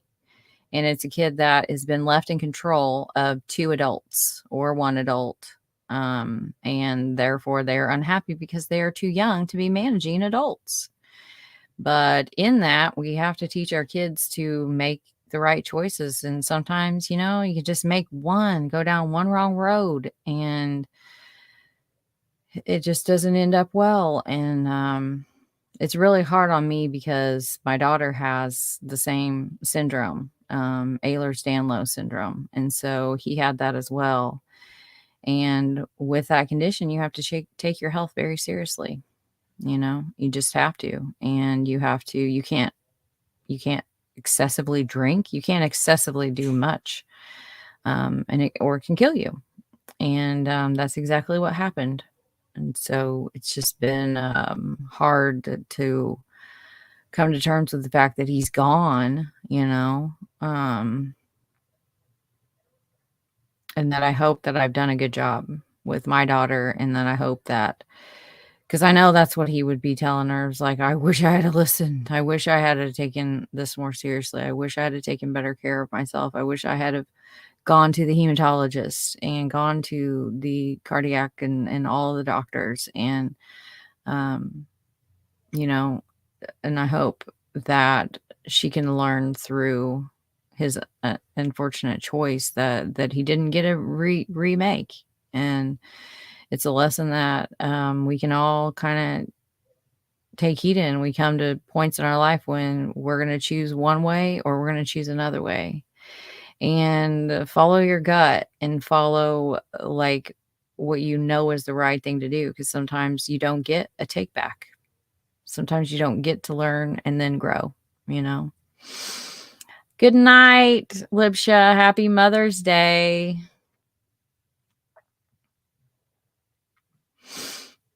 It is called Ehlers-Danlos syndrome, EDS.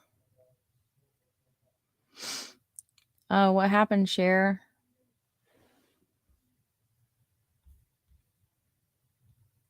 My daughter just lost a good friend on Thursday. Oh, I'm sorry.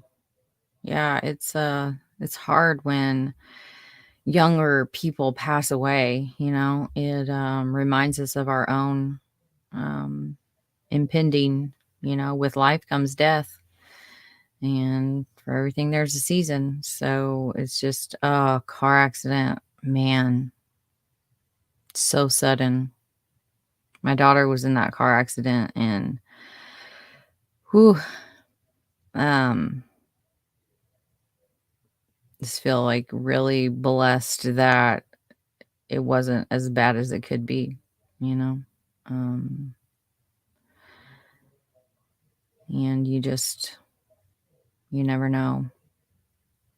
But I feel like 2.5 hours, because once we dig into that, like, we have to go through all of it. And I'm telling you, it's a lot. It's juicy. It is that. So maybe we could do there's going to be so many parts, but it's just, with all of the pro se's and the correspondence, like, how do you skip anything in court documents? I don't know how newspapers do it, where they just like sum it all up in like 5 lines. No, I'm not capable. I am not capable. Hey, Foxy lady. Yeah, he's still in the county jail. He might be there until this appeal thing is. He was sentenced to the Department of Corrections. Bye, Daisy. See, like, everybody's wanting to head out, and I feel like that means it's a good time to kind of wrap it up. We've had 3 people, like, they got plans, had to go. So I think everybody can listen to me speed reading. I felt like I read really fast, but it still took a long time. And I didn't even really get off on any long rabbit trails this time. So it's just been, but I've worked my ass off all week on this. So I'm going to do it. I just think it would be better, even if I came back on like later tonight, like take a couple hours, chill. I'll probably still be up. So I might do that. I might just pop back on later, and everybody can always watch the replay if you're not up. Because it is Mother's Day tomorrow. So I want to be respectful of that, but I don't have to get up super early. So I don't know. I kind of feel like maybe, and then tomorrow, I know that we have things to do all day. So, and maybe in the evening or Monday evening, maybe we could finish this up. Thank you, Sue. Thank you for being here. Thank you, Chris. Thank you for modding. I really appreciate you doing that. And all of the other mods, Professor Pug and Crimezilla stepping in for me tonight. That was awesome.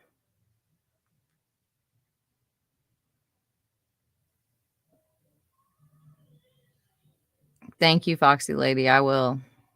I don't plan on stopping. Like, I don't know. People keep thinking they're going to be able to use words to get me to stop using mine. And that's just like the last thing that would work with my personality. But I appreciate you guys all spending your Saturday evening with me. And I'm sure that Gray Hughes Investigates is going to be on soon. So I'll probably see some of you guys over in the chat. I hope you have a great rest of your Saturday and happy Mother's Day to you and yours. And I hope that your kids get you a really nice meal that you don't have to cook and clean up. Good night, everyone.